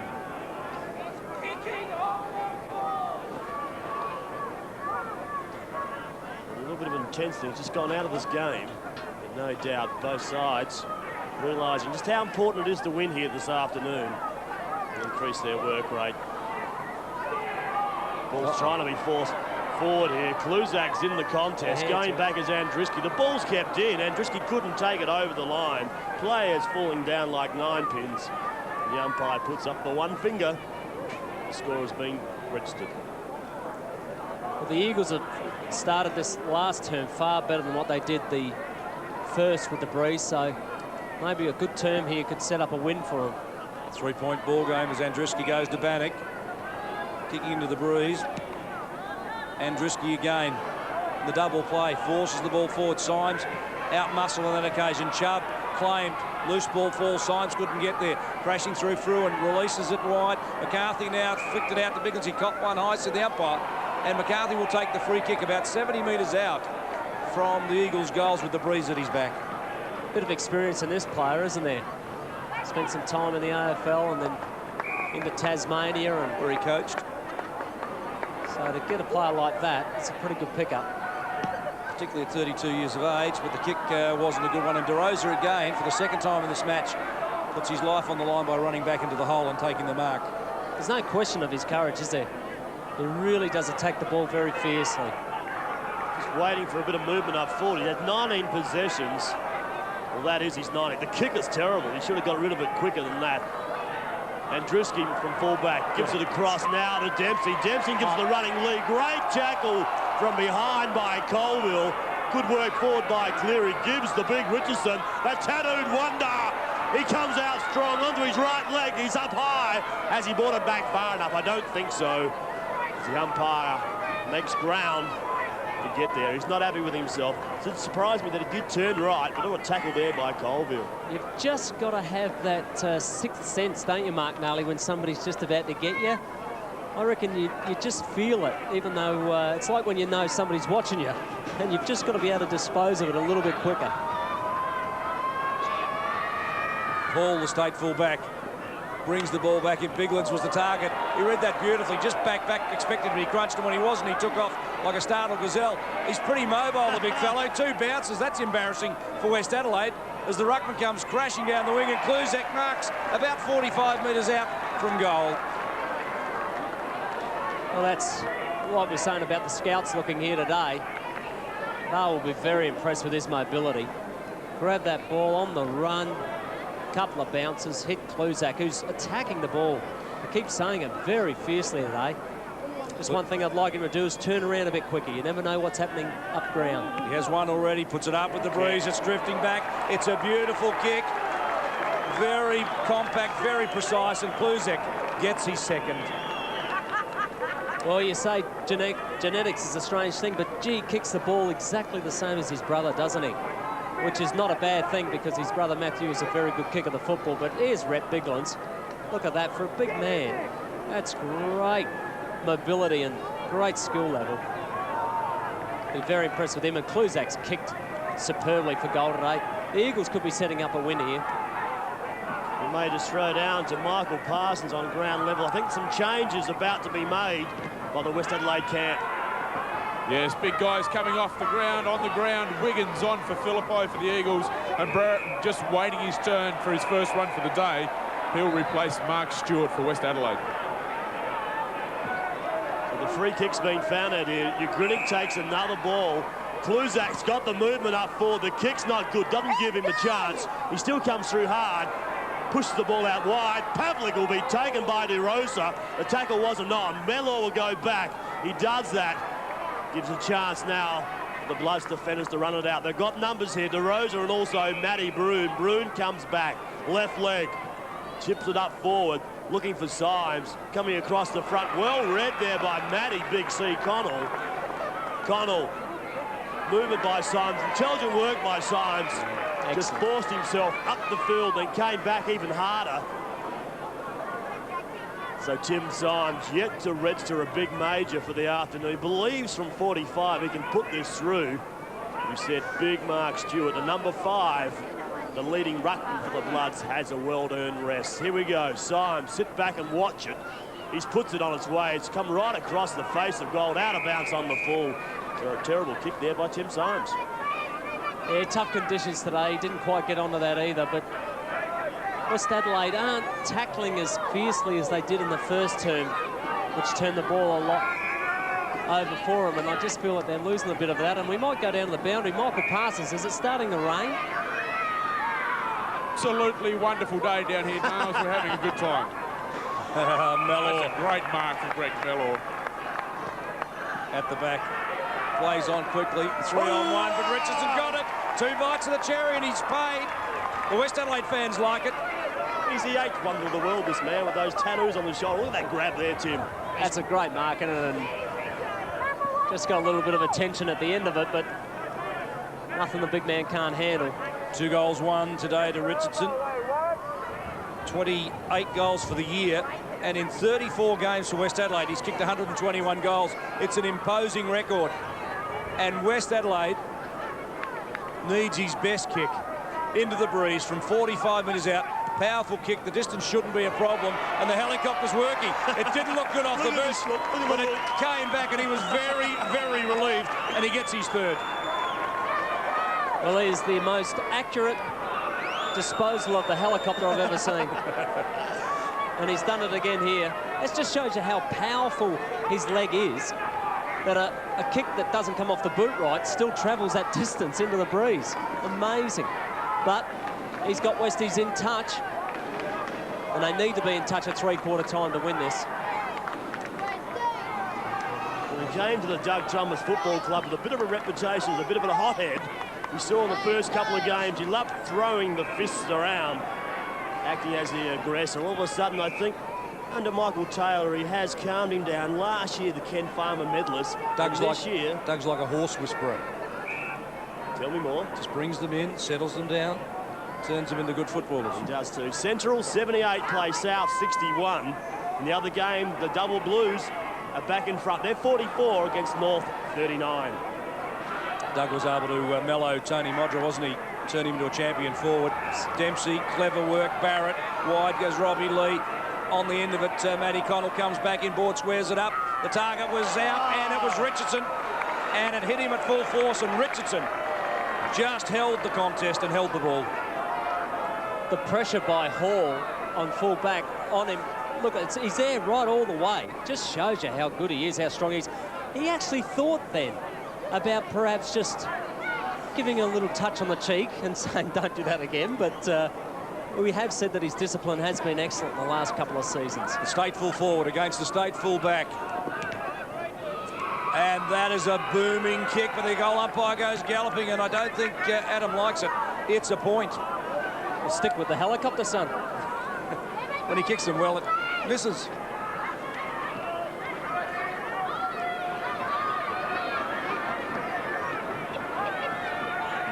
Stephen Hall looking for options. They've formed the huddle at centre-half forward. Now they break. Floriani goes first. Dylan's got movement. He's got time and space here. They won't catch him. He'll take this as a sixth for him nicely. He's got runners up further afield in Colville. Now Colville takes the redhead. He's off. Left leg. Beautiful skill level as young Colville, Adam Colville, disposes of the ball beautifully. Getting around quickly. The kick's up to Kluzak. He's out front again. Great mark by Kluzak. He really has given an option up forward for the Eagles this afternoon.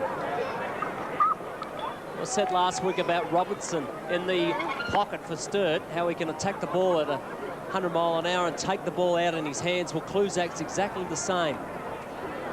Has two.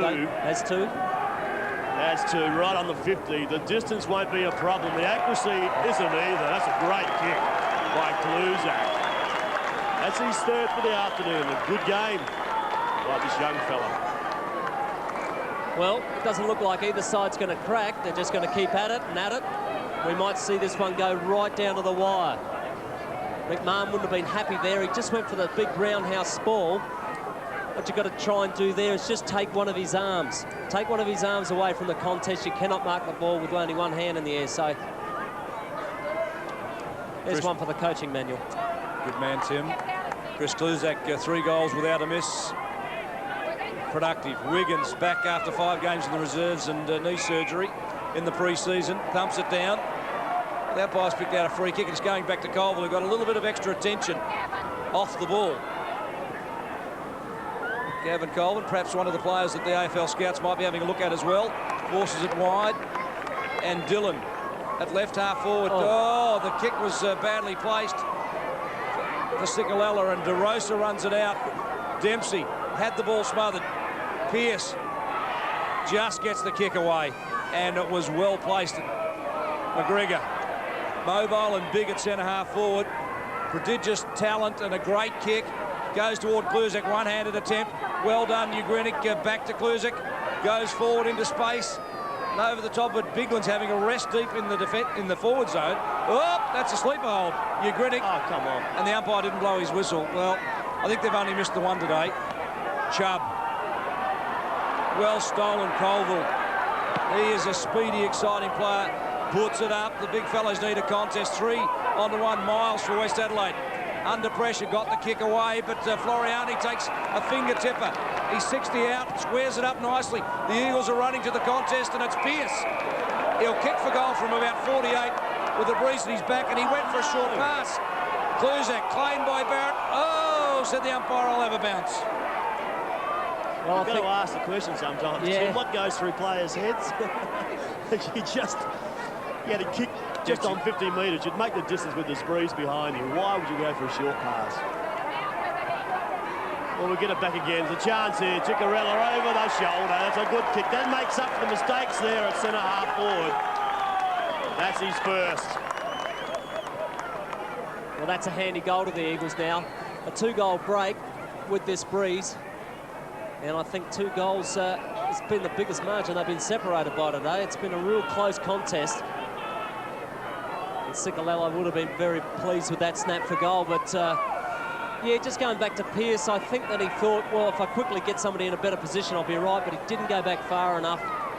Just tried to play on a little quick, but his work rate's been good today.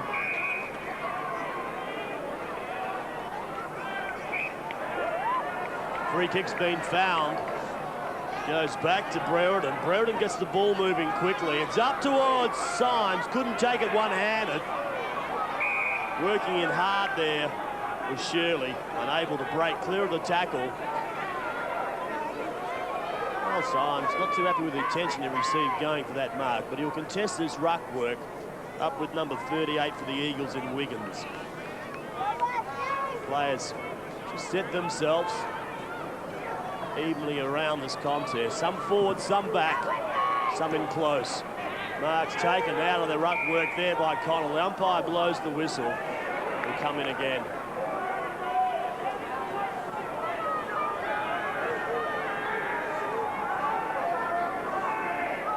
You just notice also the umpire is wearing black armbands this afternoon, David Mackay. We need to find out possibly before the end of the game who has passed away during the week.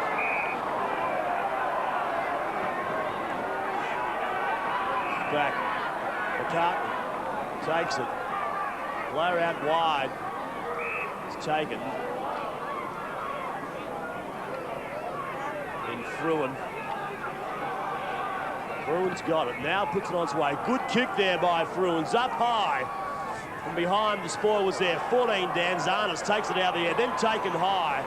The umpire will come in and ball up.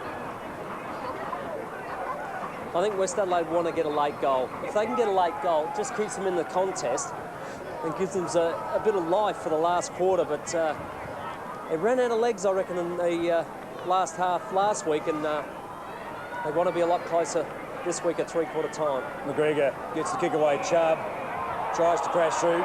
The umpire said he was taken high. Umpire Inge. A little bit ticky-touchwood, I think.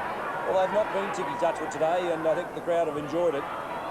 Wide, Dion Miles from the defensive zone.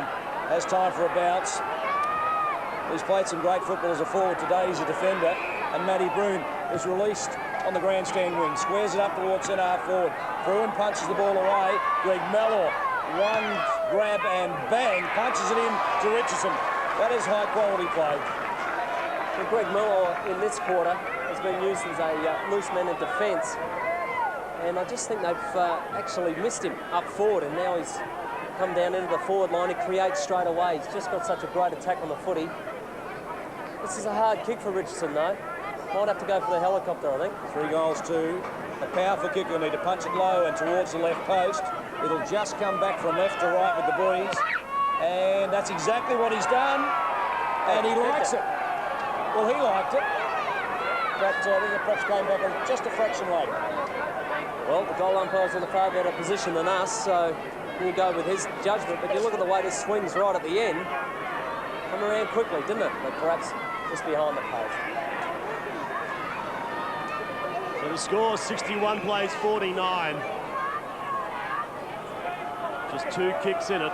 West Adelaide will come home with a strong breeze, so don't turn your television sets off. This game is long from being over. 51, Ciccarella. Kicks it forward. Floriani, quick to get back and get the ball moving. He does that. Got the movement up forward. Kick nearly found his target. Picking it up was Fruin. He comes around his body. They need support now. Colville running hard, as he has done for most of the afternoon. Pavlik. Oh, the fabulous Pavlik. He's forced the error. The crowd's not happy. They believe he pushed the player in the back, but who cares? The goal's been kicked by Ugritic. Well, Mark Nally was saying the umpiring has been very, very good. I think that this is a mistake. Oh, don't think, Tim. It was definitely a push in the back. There's no thinking about it. In the end, fantastic hands from Kluzak to create the goal to Ugritic, but McMahon is going to be, or whoever it was that got pushed in the back, is going to be very disappointed. That could be a match-winning goal. As we go down to Michael Parsons, Yes, and Mark Naley always wanting to know all the ins and outs of the umpires and the black armbands that the umpires are sporting today in memory of 2 life members that passed away during the week, Bill Barrett and Des Hardy. Our condolences to both families and the umpiring fraternity, very close, and their life members always embraced and looked after at the umpires' dinner. Brereton thumped that one down. Floriani got the ball just forward enough for Colville to run into space. Robbie Lee couldn't run him down. The kick is high. Pavlich under the contest, had the ball thumped away from him. McGregor, fumble, comes back. Good second effort. It's Kluzak, claimed by Dion Miles. Now Kluzak squeezes one to Dillon, who lost his footing. DeRosa over the top. Now McGregor comes in. We're 26.5 minutes into the third quarter. The Eagles are 67, West Adelaide 49. And look at that, Central and South, it's a tight one. And North and Sturt, well, North have the breeze in the third quarter at Prospect Oval, and they're using it pretty well, and Sturt still within touch with the breeze to come. Well, this is an important clash here, isn't it, as Dillon gets the ball forward. Biglands couldn't take it, comes back to Richardson, he concedes the football over the boundary line. Won't be penalised, the ball be thrown in, forward pocket. For the Eagles. Up high, Pavlik pushes it down, finds Darzanos, taken without the football, throws his arms in the air. West Adelaide just seem to be losing touch with the pace of the contest, and this is what happened to them in the third quarter last week, and they just need to hang on here so they can reset for the last term. It's 18 points. Kluzak, Ugrinik can come around. He brings this ball back from anywhere. He deserves a knighthood. He couldn't get it. The breeze is too strong down in that pocket. It's out of bounds on the full. So we've played nearly 28 minutes mark into this third quarter. 67 plays, 49. Andruski. Wiggins on the mark, which is good play. Wiggins from behind, 2 bites of it. Welcome back, Wiggins. Wiggins to Fruin. The siren has sounded. So it's an 18-point margin. Chubb holds his arm, and you'd suspect that the Eagles will need all of that 18-point buffer with West Adelaide Tim coming home with the breeze in the final quarter. I just reckon the way both sides have run the ball into the breeze, that 3-goal margin is huge. I really think that West Adelaide would have been happy going in even, or perhaps 2 goals down, but 3 goals down I think is a very good lead for the Eagles. And I think Mark Micken will be pleased with it because their work rate has stayed up since the end of the first term, and I think if they can use it into the breeze like they did in that second term, they'll be the victors on the day. Great action here. We see 3-quarter time scores. See West Adelaide, they're 7-7-49. The Eagles 10 goals, 7-67. And I hope you're enjoying this contest, because we are, because you're watching it live and exclusive to ABC Sport.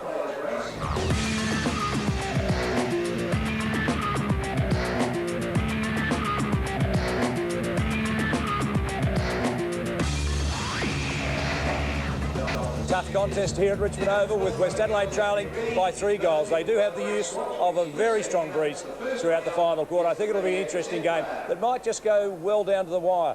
One of the key players for the Eagles this afternoon has been Robert Shirley, a defender who's played every game for the Eagles this year. Well, I'm actually from Wyler, and last year I played my first full season with the Eagles, and come down and played with the 19s and just had a few reserves games, and this year I've been lucky enough to get a few league games. So real enjoyable playing at the moment, so we've got a real young side and everyone's real keen to play, so Mark's real positive, and it rubs off on all of us really, so yeah, we go out there and expect to win each week, and that's the way we should play really. We've played well in every game, even the ones we've lost. We've had patches where we've gone wrong, and Mark points them out, and that's what we look at, and we try to improve on them and look at the positive side of the game. Yeah, I think it's real even. There's no easy sides. You can't go into each week and say, look, it's going to be a walkover. Every side's very, very hard and very competitive. And I guess as a team, we want to go as far as we can. We want to make the finals and do well there and go as far as we can in the finals. I reckon we can do that. I'm pretty sure we can do that. And personally, I just want to play as many senior games as I can. Well, he's played every game so far, Tim, and he's played pretty well in what we've seen. They've got a great young side, haven't they? Heaps of those sort of guys, mixed with a couple of oldies. Good combination. Yeah, and plenty of leg speed, which is what you need in today's game. Well, speaking of young players, I thought Clint Keary, who started on the bench for West Adelaide, made a bit of an impact when he came on, kicked an early goal, took a good mark, and West Adelaide looked like things were heading their way. Well, DeRosa again just pushing the ball forward, and Clint Keary, a good mark after he pushed off his opponent, just to scoop it up before it hit the deck, and then a very powerful kick into the breeze. And there's a lot of potential in that lad. I think the Crows have done well in picking him up. Former East Fremantle player, picked up by the Crows. You can see what they have seen in him. He's tough as a nut.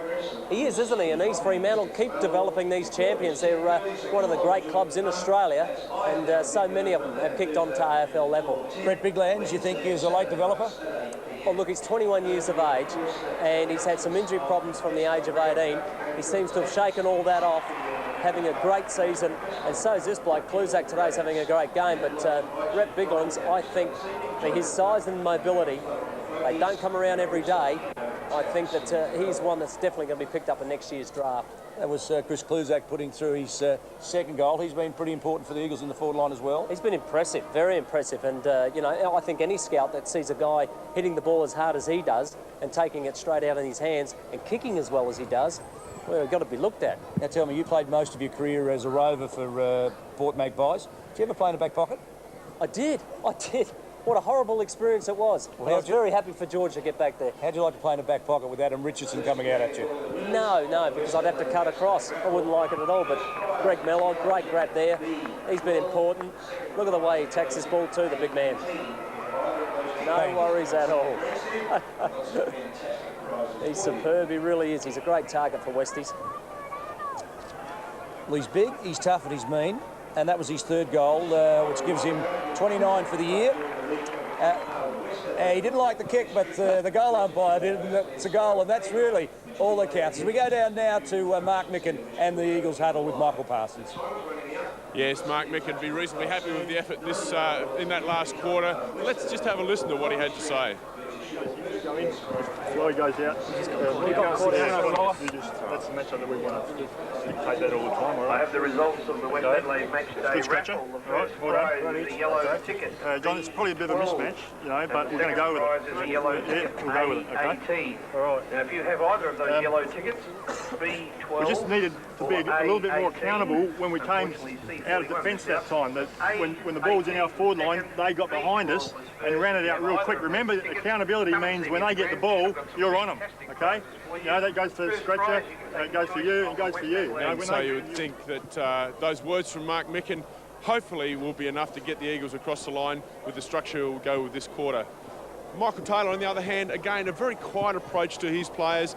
These West Adelaide players, pretty well drilled. They break up into their groups when they come into the quarters, the forwards, the backs and the on-ballers. Michael Taylor took a little while talking to Dion Miles, no doubt looking at how he's going to control Pavlich in this quarter, being that he is so damaging that second quarter. Also talked to Timmy Symes, looking for a big effort there. But then he got his group together and really looking for them just to get to the ball and work hard in this last quarter.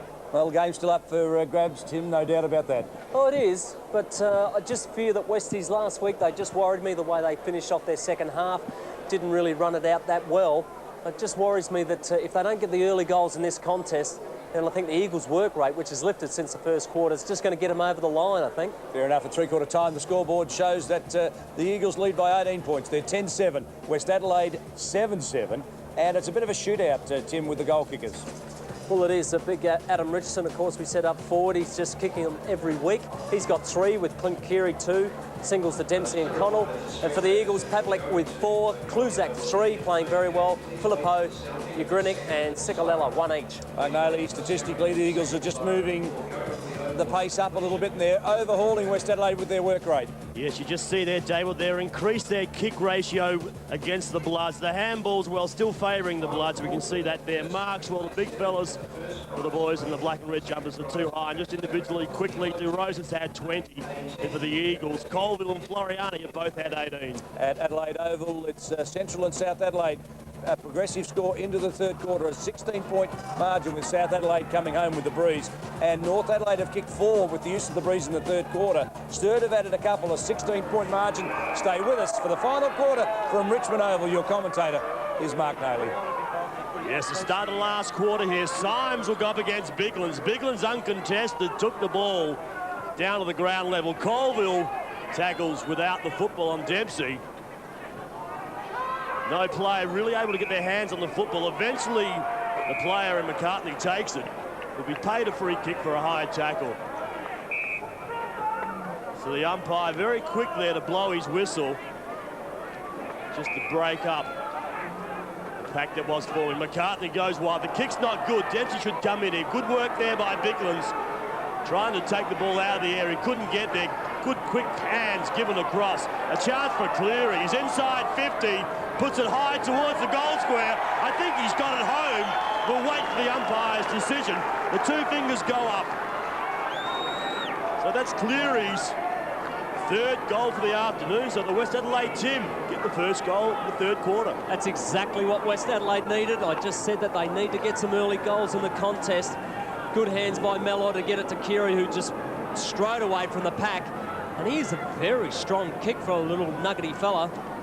And he split the centre with that one, and that's exactly what Westies needed. 50 minutes, or 50 seconds, I should say, into this last turn. We're back to a 12-point margin. 8-7, play 10-7. Again, Biglands up against Symes. Symes this time heads the ball towards Mellor. Pearce is in there. So is Colville. Players unable to get the ball free. The umpire will come in and ball up back in the middle of the ground. It's down again. The ball taken by Biglands. Lee's in there. Colville gets his hands on the football, finds a bit of space, puts it out wide to the running Dillon. He can't take control of the football. The Bloods defence force it clear. Miles comes up with the kick's good up forward. In there is Dempsey. Going over hard was Floriani. Head down, tail up. Trying to receive the free kick. McCartney's in there, realising he needs to push it back. He does that to Rogers. Back to Floriani. He comes out wide. Now Dillon, with a bit of pace over Broome, takes it. He'll back himself and run. He does that. The kick's not good up forward. Kluzak controls the football. Good work from behind by Young. Can we say that? Would that be McMahon? It's McMahon. Young's not on. Oh, dear me. Well, stay with us. I think you'll enjoy this final quarter. McCartney comes off for the Eagles, and he's been solid around the ball. I don't know that he's picked up a lot of stats, but he's done some tough bullocking work. DeRose has been very good. Andriski shovels the ball forward. Now look at that 3-on-2. The contest really is heated up again. They found another dimension. Well, you did right, David. West Adelaide have really picked up. You can just see that there's that intensity and that urgency about their game, and they haven't had that in probably the past 2 quarters. I think Michael Taylor said to them, come on, guys, we want to stay in touch with the finals. We've got to win today. McGregor won the toss, but Symes' second effort was good. He got it forward. Great commitment to Chubb to crash through. Manny Brune also. And I thought Floriani, if there's a specialist in close to him with quick hands and a quick body and a tackle, it's Floriani. He's very good for the Eagles in the end. Dempsey likewise for West Adelaide. Gee, he's got good hands in a close contest. Just love it when it's in tight and getting the hard ball. I don't know there's anyone better in the Eagles camp other than perhaps Pearce when it's really in close and tight. Brune out to Connell. A high one towards centre half forward. Big fly Mellor. The ball just drifted out the back. Rogers recovers. He goes to ground. Mellor got him. Keary couldn't get it. Fruin clear for the Eagles. Just forced the ball out. Matty Connell. 55 out. Turns it around the corner. Just into space and underneath this one. Clint Keary got a little push from Biglands. Couldn't complete the mark, and then Shirley wraps him up beautifully. Christmas present, and forces the bounce. Well, do you know why Greg Mellor is captain? Because his second, third efforts in that contest was superb. He laid 2 or 3 tackles, kept the ball in the area, and Clint Keary really should have taken that grab. Brereton puts it down again. In there again is Mellor fighting desperately for it. With Lee. And 31 is Young. Neither player able to take hold of the football. Brereton and Biglands. Just putting body on body before the umpires even moved in. He goes back, presents himself again. The ball's out over the line. Pearce couldn't keep it in. Once again, nearly 5 minutes into this last quarter. Still a 12-point margin, so time still for both sides to win this contest. It's inside the Bloods' 50-metre zone. Miller again throws it back over his shoulder. Free kick's been found. It'll go back, or will it go back? Oh, it's come out from the tackle. Too high. Rogers, when he went to fend him off, just pushed Lee in the top of the face. See that? Lee, top of the square. Where's Richardson? That's the target they're looking for. Oh! Barrett off the back, front and centre, takes it and brings up his first. We have a 6-point ball game. Well, that's beautiful roving. That is just perfect front and centre work. You see the contest that Richardson makes in amongst two Eagle defenders. Look at that, front and centre, little Barrett. Through it goes, and if Westies can get up. The West Adelaide players disco Sunday night. Chrissy Barrett will be telling a few blokes about that one. They don't get up, you won't hear boo. 9-7 to 10-7, 6 points the margin with West Adelaide on a roll. Their little men are doing the damage. DeRosa, Keary and Barrett. And Keary's kicked one of their last 2 goals and Barrett got the other. Keary has a couple, he's 60 out. A long high ball, he's backed himself in through and dropped back underneath it and just got hand the ball. It was a good educated kick. Well, the square was empty. He thought he'd go for it, and that's pretty intelligent football, and he's a lovely kick of the ball, Clint Keary, really is. And now back in the contest, West Adelaide, 5 points down, going with the breeze. Flat Their footy. work rate has lifted. It's a flat football. Umpire Greg Inge having a look at it. No, he's give it back. You don't want a flat footy. It has floated a bit today, but we thought that was the breeze. Yeah, I think it is the breeze. The way you drop the ball onto your boot, you just have to be very, very careful with it. You have to really punch it in, but get another one if it's no good. It's down. Floriani. Good smother off the boot there by Lee. Back to Keary. He's been exciting since coming on early in this game. Back to Symes again. Barrett's in there. The kicker of the last goal. Good work. Coming out hard there was Ciccarella. Goes out wide now. Pearce. Right leg. Sends it on its way. Good use of the body. Great mark. Taken there by McGregor. One-on-one. Pavlik provides the lead. He's out front. He needs to take this. Takes one high as well. Then a push in the back. Oh, and a knee in the bum. And 25 metres. Oh, it could be 50. You've got to be careful. Control your temper there, Ed Richardson. If there is one question mark, Tim, over Ed Richardson, it's not that he hasn't got any ability. He's got plenty. Sometimes it's just the odd incident, and at a crucial stage where he just loses it. Well, it hasn't put him in a scoring position, but yeah, it's a 25-metre penalty, and he might have just been telling him that you're not going to get an easy kick on me. Just make him think about his next contest. But to the kid's credit, he just keeps taking the marks. He's got nowhere to put this. Decides to come wide to Ciccarella. Ciccarella now outside 50. The pass is good. Unfortunately, it's found Broom. I thought the kick was a shocker. Yeah, but I mean, the kick was good. The pass wasn't that good. Righto. Glad we settled that. And Shirley, who we featured at three-quarter time, and he goes pretty well for the Eagles. Broom crashed into by Whelan. Whelan is a tough customer. Out to Jones, who's been pretty good today. Gets the handball away only just under plenty of pressure. Well, the umpires have been good in letting the contest flow, and there's some tension out there right now, as you'd expect. This really is a 4-point ball game, and the stakes are very high. McGregor thumps it down. Bannock, former Richmond player and best and fairest with West Adelaide, cool as a cucumber in a crisis. Yeah, good player, Bannock. Unnerved, just keeps his head over the footy. Good throw and chance here over the back. Good work by Andriski. Feeds the footy out to Barrett. The kick heads up towards Brereton. Couldn't take it. Biglands needs support. The big ruckman puts it back up in the forward 50. Coming out hard and strong. Where's Pavlik? Richardson backs himself. Dumps the ball back. Now this is going back. It's like a game of tennis at the moment. We'll see Floriani will clean this up. Has time to bounce. Decides he's got a better option up forward. That's the direction he goes to Dylan.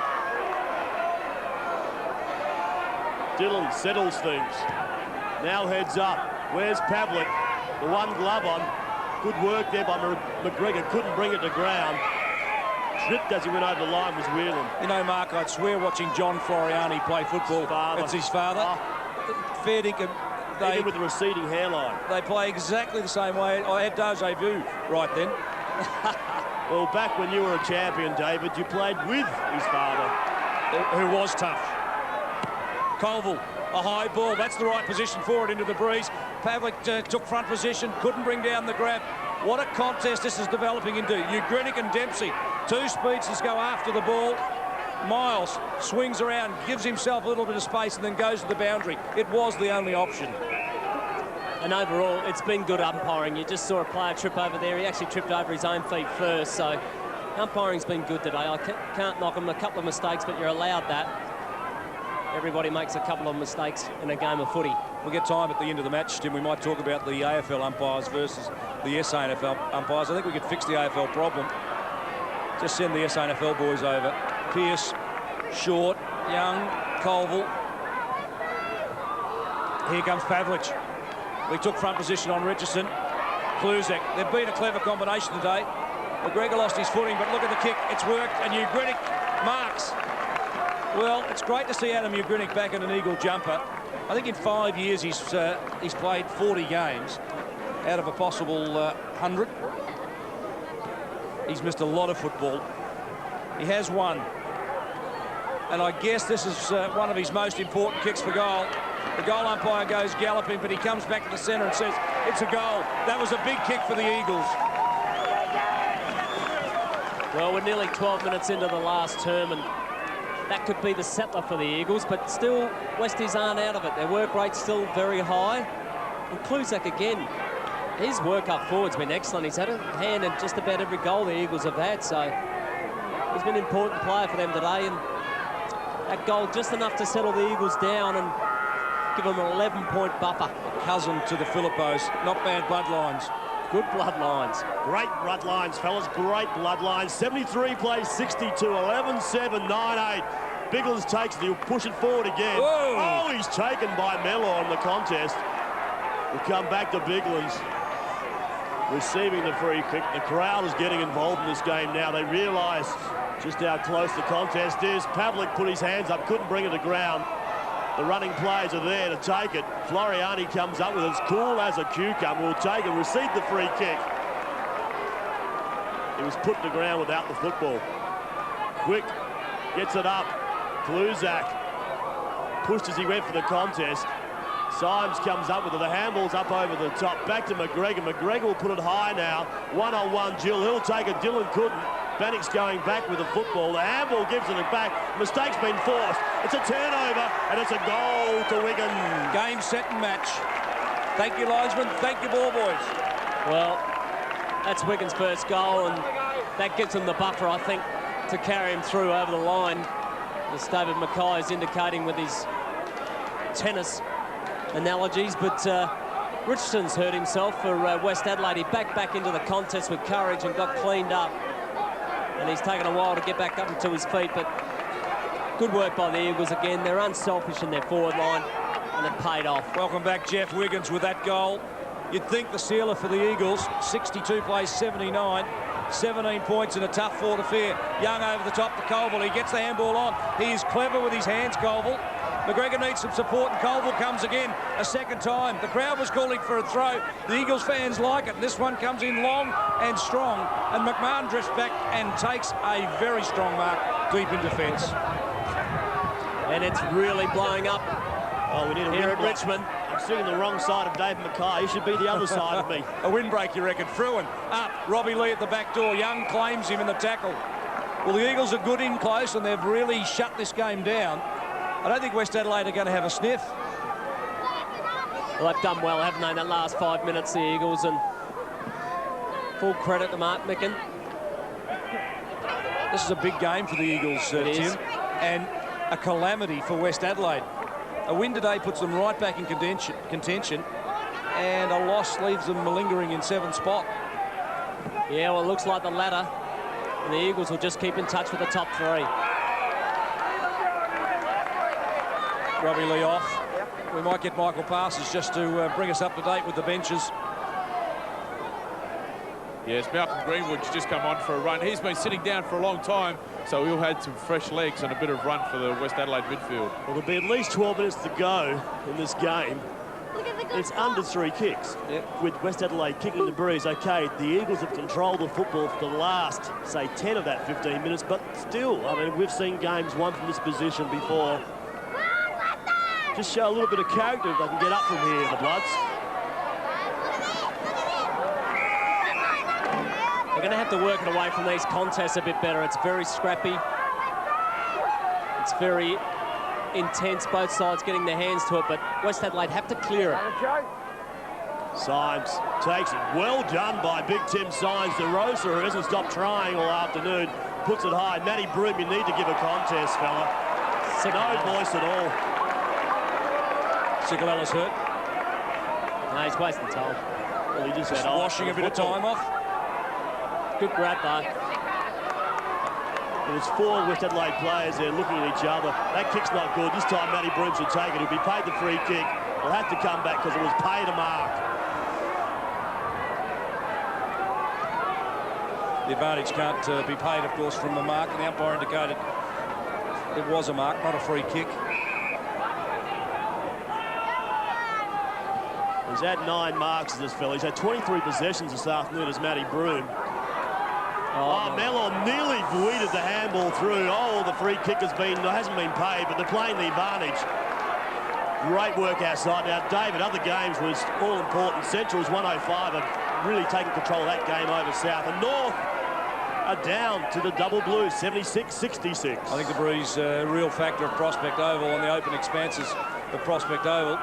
Symes releases Chubb on the left boot, a short one. Into space it goes. Ed Richardson was running on the spot, and Ugrinnick. See if he's a racehorse. Wouldn't you like to buy a share? He's just got pace to burn. Wiggins. Oh, trip. Play on, said the umpire. They're letting it flow. Chubb goes to the boundary line. Dillon, extreme pressure. And Kluser comes in and collapses the pack. Well, they've done well, haven't they? The forward line of the Eagles has really lifted since that first term when they were non-existent. The work rate has been fantastic to keep the ball in the area. I don't mind telling you, Doug Thomas, I think you need to turn the lights on, son. It's dark here. Wiggins, Symes. He's working well, Tim Symes. Ball's popped out. Dan Zanos is in there. Can't take it. Up comes Andriski.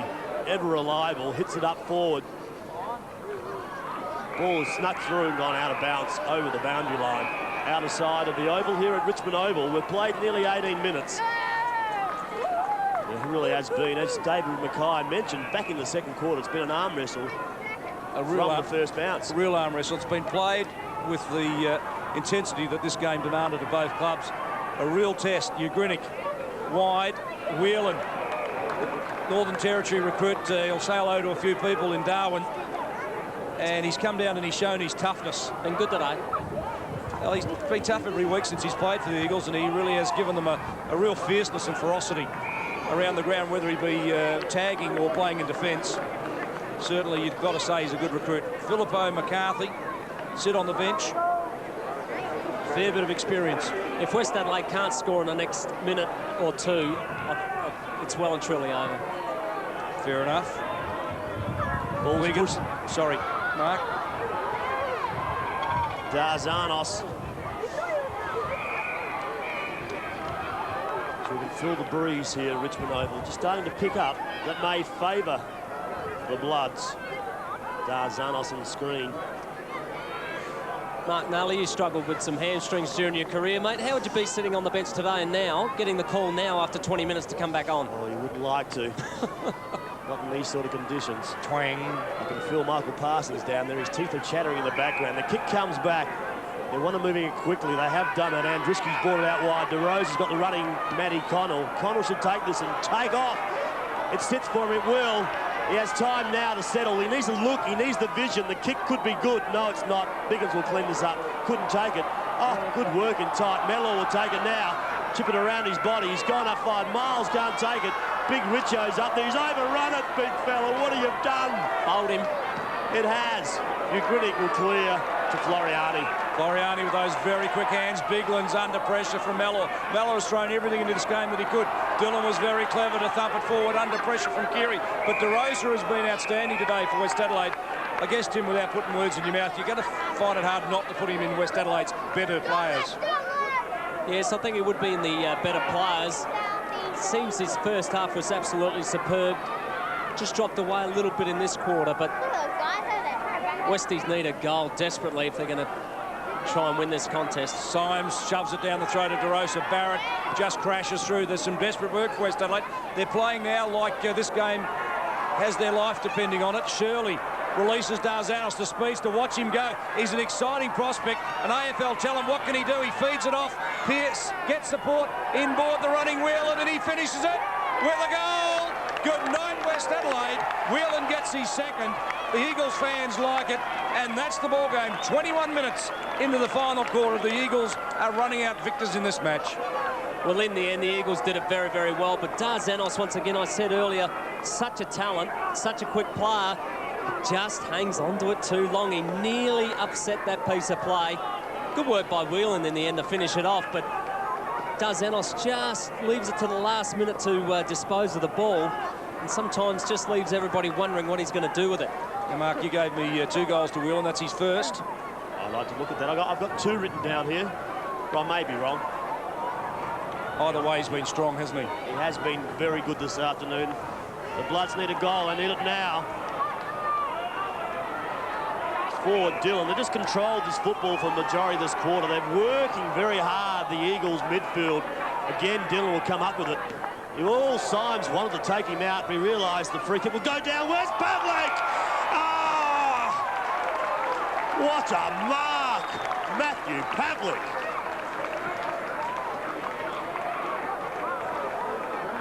None better than that. He's a real find, isn't he? Just can't keep praising enough. Well, we saw the talent scouts. They left here at 3/4 time. They should be here. I think they've seen enough to say this kid is good, but that mark was just sensational. 3 deep, used the legs, pushed the West Adelaide players under the football, and then held on to the mark. Now he kicked from 45. It's on its way, needs the breeze. He's pushed it out in the right direction. Has he got the distance? Oh, he's happy. The big smile comes on his face. The major has been registered. That's his 5th. Am I right this time? I think you're right this time. That is his 5th. He's been absolutely outstanding today. It's at 13 kicks and a handball.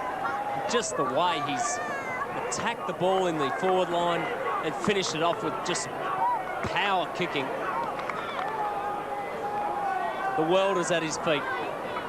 Oh, we've had some magnificent marks this year, David Mackay, and that will go down as one of the highlights in this season, 1999.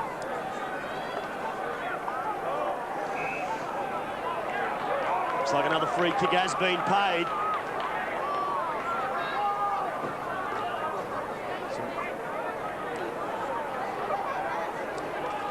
Free kick today. Looks like it has gone in the Eagles' favour.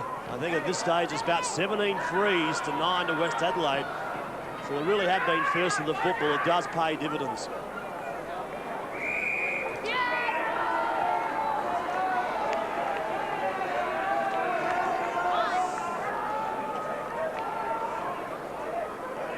Time is running out.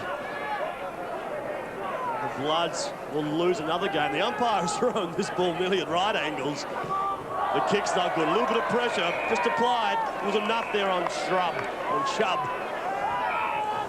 It's out of bounds on the full. Chubb has been a solid contributor today.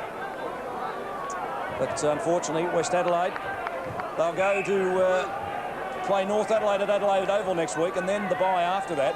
They really need a win against North Adelaide just to get their stocks back up amongst it. Today was not going to be easy, but at home against the Eagles, I think they would have rated themselves a chance.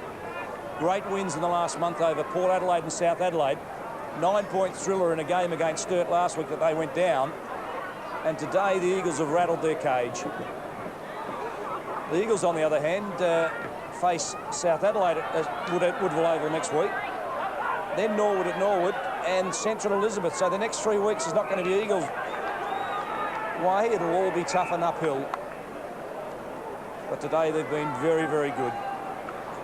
We'll put Tim Ginner on the spot in the next 5 minutes to give us his best players as we go through 25 minutes into the final quarter. Biglands again, who's been the best big man on the ground today.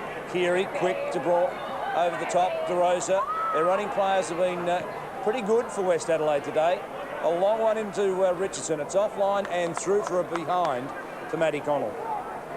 Well, Michael Taylor, when he looks over his season, is going to say that the game against Sturt at Unley and the one against the Eagles at home were two of his most disappointing losses, because I think both times Westies really probably had an opportunity to take both games and win them. It could cost them dearly. Paul brings the ball back in. Biglansley takes a mark. It was nearly impossible to get to. Somehow he got himself in the position. It's dumped down. Colville, Floriani, they go forward again. The kick will fall short. The mark nearly was taken there. Broome comes across, applies the tackle there on Whelan, brought to ground. The ball has been held to players. And Whelan in question ends up with it, throws it back over his shoulder, and the umpire will come in and throw it up as we see Matty Broome getting up, just holding that shoulder. The thing I liked him about Matty Whelan is he just holds the ball and doesn't give it up for anybody. Been good, hasn't he? I'm really impressed with him. Which club was he playing with up at the NT? Do you know that, David? Or not? I think it's Nightcliff. Okay. And wherever they come from in the Northern Territory, they breed them tough. They play a good brand of footy. Matty Broome there, he looks reasonably hurt. Be a big loss. Symes got boot the ball. DeRosa hasn't stopped battling all afternoon for West Adelaide. Picks himself up a free for a little nudge in the back. We haven't seen much today, Tim, in the way of soft free kicks. No, it's been very good umpiring. DeRosa picks the target out. Richardson was the spot, and it drifts over the back. Brereton inboard. Mellor, bang. Second goal for Mellor. First goal for Mellor, in fact. And he has had a tough day. He's worked very, very hard. And really, you couldn't suggest that West Adelaide's loss has anything to do with him. His efforts have been fantastic today. I really like the way Greg Mellor plays football. And even this, Brereton's handball is a long way out in front. Look at the way he handled it. He just pulled it in. A la Dempsey in the second quarter, got it to his left boot before the pressure of Rogers there. He's a very clever player, and one of those guys that has that sixth sense and knows what's happening around him. 10-9 plays 14-7. Time is running out. Biglands again thumps the ball in his direction. DeRosa takes on the body, which was Darzanos. And will receive the free kick. DeRosa, no one's standing the mark, so he takes off, backs himself, kicks the ball up high now, up towards forward line. Outside 50. Matty Connell dodges one way, weaves the other, weaves back the other way again, and sets the ball up. The ball is marked by Broome. Broome takes it. Richardson moves. He's got a vacant goal square. That's the direction that he heads. Fruin drops back in that direction. Oh! And a great floating mark by Greg Mellor will go back and kick his second for the afternoon. Well, I just heaped a lot of praise on Greg Mellor, and he deserves all of it. Look at that for a contest against two taller players. Fabulous player. If it wasn't for some early injuries in his career, I think he would have been picked up at AFL level. That's Mellor's second. Time has run out, unfortunately. They've kicked the last two goals, because the clock is now down to nearly 29-minute mark. I think the day is over for the players out there this afternoon. Yeah, well, I don't know that when this game's washed out that Michael Taylor will be all that happy. I think they've been competitive. I think they've had their chances to win it. And you'd think that 16 points, they've had their opportunities, West Adelaide team, to get back into the contest. David, last week we saw Westies kick the last two goals as well and lose by 9 points, when really the contest was over at 21 points, you know, so they've just got to get the goals when they count. Big story for the Eagles is Jeff Wiggins' successful return, and the siren sounded as Jason James gets the kick away. It's the Eagles by 16 points And I think if there's a defining moment in the Eagles season, Tim, this might be it. The game was in the balance. They were really struggling. They've found something by quarter time, and at half time they were 6 points up. They face South at Woodville next week, which in this form might be a percentage booster. Then Norwood at Norwood, which I think is going to be another defining moment in their season, and then Central Elizabeth, and they would go into those next 3 games after today with a lot of confidence. Well, after losing the close contest last week against Glenelg, I think that Mark Micken would be very happy with the side's maturity that they showed today. Perhaps they learnt lessons from last week and managed to put them into their game today at Richmond Oval, but West Adelaide, on the other hand, would be very disappointed. I just feel that's 2 weeks in a row they've had opportunities to win games and haven't been able to top it off and kick the goals at the important stages of a game when you need to. So, on one hand, they'll be disappointed. You can just have a look at Adam Richardson on the oval there. He is going right off his nut. And Michael Parsons might be a bit closer to the action down there. Yes, thanks, fellas. And with me is the captain of the victorious Eagles side, Andrew Rogers. Andrew, tough day for footy, but a good win. Yeah, we sort of last week was a bit of disappointment against Glenelg, where we led by 19 points with 10 minutes to go, and today we're in a very similar situation. So it was good to really tough it out today and get a win on the board. And fairly difficult conditions with the wind, but in the first half, both teams running into the wind seemed to control it fairly well. Yeah, I think it just freed up the game a bit more. You know, blokes were more prepared to run from behind and kick over the top sort of thing, and the blokes could run onto it. So I think that just freed the game up, whereas when you kick with the wind, you tend to bomb it a bit, and it becomes very congested. And you've got 2 quality big guys now in Biglands and Wiggins coming back into the side. A bit of a luxury. Yeah, it is. You know, 2 quality ruckmans. Probably, you know, Brett Biglands in the state game, and Jeff Wiggins certainly played state footy last year and runner-up in our best and fairest. You know, 2 quality big guys that we can rely on, you know, hopefully week in, week out. And Chris Kluzak down in the forward line, got that blonde hair so he can pick you out, but he's given you a target as well. Yeah, exactly. You know, Chris is playing with a lot of confidence, and generally when he gets a kick, he kicks a goal, which is what you want from a forward. So his confidence is really good, and he's one grabbing, and he's been really good for us the last couple of weeks. Andrew, they're waiting for you to go off. You better go and join them before they all freeze up out here, mate. Thanks very much. He's a great skipper, isn't he, Andrew Rogers, Tim, and he leads by example. 3-time best and fairest winner for the Eagles, and I don't know that there's been a better skipper for the Eagles in the last 10 years. Well, they've had a few, and Schwartzy was good. I was going to say Schwartzy was an absolute beauty. So they've had a good run, and today the Eagles, I think, exactly what Andrew Rogers said, won a close one. Very important. Well, give us your best players, Tim. I think it's going to be pretty difficult to pick them out today. Well, it was very hard because of the Eagles' work rate at both ends of the ground, but Rhett Bigland's got my best on ground. I think that he just started the whole contest off. He worked both ends of the ground. His kick behind play work was superb, and he was definitely the best player for the Eagles, followed by Pavlik up forward. He was probably the difference along with Kluzak.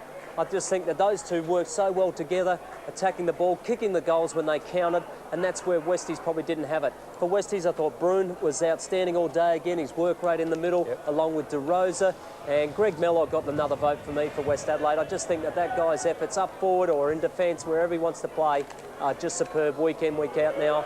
West Adelaide, on the other hand, will be extremely disappointed with the result today. Injuries, of course, Ben Watkins for West Adelaide went off with what we think is a knee injury. We hope for his sake and West Adelaide supporters' sake that it's not a serious injury. As we go to the final scoreboard here at Richmond Oval, West Adelaide really led by 1 point at quarter time, but after that it was all the Eagles.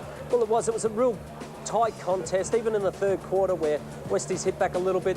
The Eagles just kept answering with important goals, and even in the last turn there, Eagles going into the breeze, kicked 4 into it, and Westies kicked 4 with it. So they just matched them for everything after that quarter time. They were a bit shaken early, they didn't look good, and it was an absolute credit to all the players to the way they worked their way back into the contest. Pavlik with 5 up in the forward line, with Kluzak 3, Ugrinik 2, and then singles to Filippo, Wiggins, Whelan and Sikalella.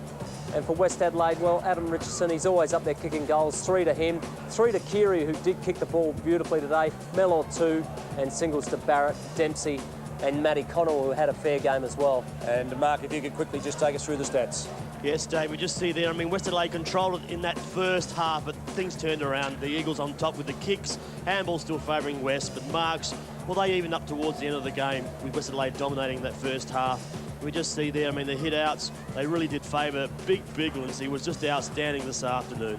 And in other matches around town this afternoon, Central and South, the progressive score late in the fourth quarter.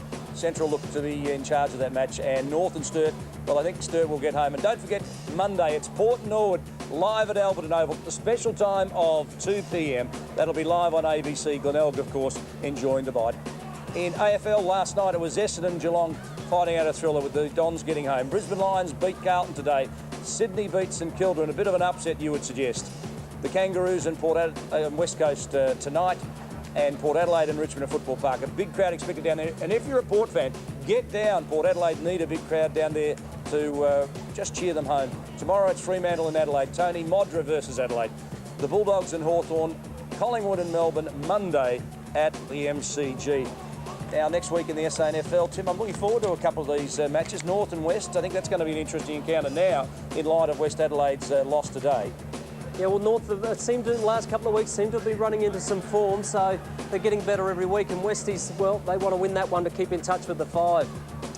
Glenelg and Sturt, I think we're looking forward to that game too. I promise you, I think that'll be a good one. Absolutely great contest. And if you want a video of today's game, if you're an Eagle fan, the ABC Match of the Day video, $34.95, available on all good at ABC shops and centres, or you can phone 8343 4601. I'm sorry we're slurring the words. It's so very, very cold here at Richmond Oval. Tim, thanks for your help today. Thank you very much. And one lad that's getting married tomorrow, Stuart Vanderhorn, I think it was. All the boys got themselves parked up on the West End tent there. Fair enough. We'll see you Monday, the special time of 2 p.m. when we go to Albertson Oval for the match between Port Adelaide and Norwood, the blockbuster. See you there.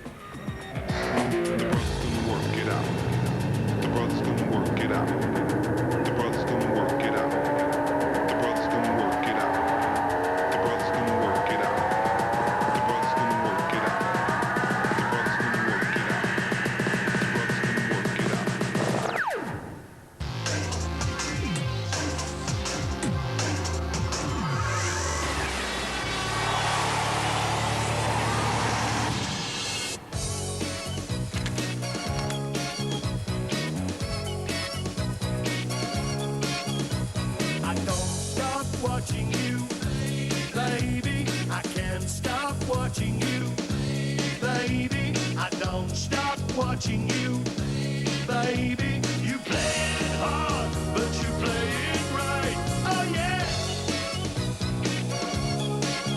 oh yeah, I don't stop watching you, baby, I can't stop watching you, baby, I don't stop watching you, baby. You play it hard, but you play it right. The defending champions have come to town looking for more points. Welcome to the State Sports Centre. I'm Steve Rebellion for ABC Sport. As the Sydney Sandpipers face a tough one here in round 9 as they take on the Adelaide Thunderbirds in the Commonwealth Bank Trophy. Well, let's not hide from the fact the Sandpipers were well beaten last week by the Sydney Swifts, but they showed in patches they can run with the best. And run with the best is what they'll have to do, because the Thunderbirds aren't just the title holders, they're also the competition leaders. There are 3 teams on 12 points, but the Thunderbirds lead the Swifts and Kestrels on percentages, while the Ravens make up the top 4. Melbourne Phoenix are in the hunt, a game away, but the Sandpipers clearly need this one to be a semis contender. Queensland are on 2 points, as are the Orioles, who picked up their win last week. Well done, Perth.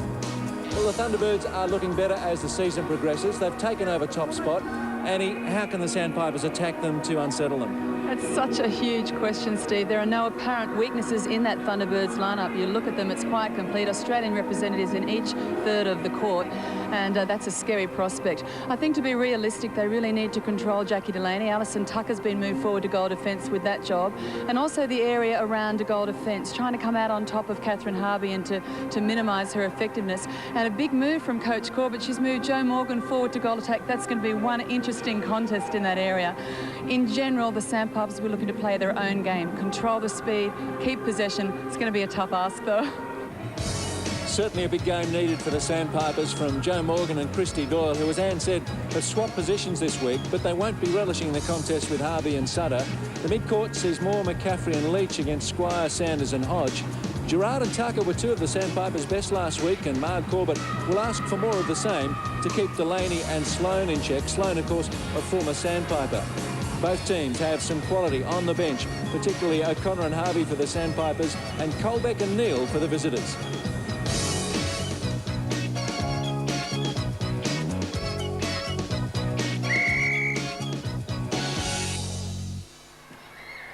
First centre pass will be with the home side. Sandpipers through Katrina McCaffrey and underway. And Kirsten Moore is the captain, the wing attack, who's just been responsible for the first turnover. Sloan, who's got some support here, one of the few Thunderbirds that would have, of course, having moved from Sydney to the Thunderbirds. Be careful and not say defected. Donna Davey and Sue Floro looking after this match. Actually, Siobhan Aldridge looks like she has taken up position on the far side instead of Sue. So that's an interesting change. So Siobhan Aldridge, the standby or reserve umpire, has got a gig on the far side. Thunderbirds quickly addressed a stray pass by Rebecca Sanders earlier, and the intercept came through Sloan. Hodge to Delaney. Ooh, as Tucker just had a slight fall. Two teams coming off the back of very different results, Steve. As you mentioned, the Swifts had a convincing win over the Sandpipers, 71-46. The Thunderbirds, though, had a mighty win over the Kestrels. They took the match by 8 goals, but it was the third quarter, an 18-9 quarter against the Kestrels did the damage.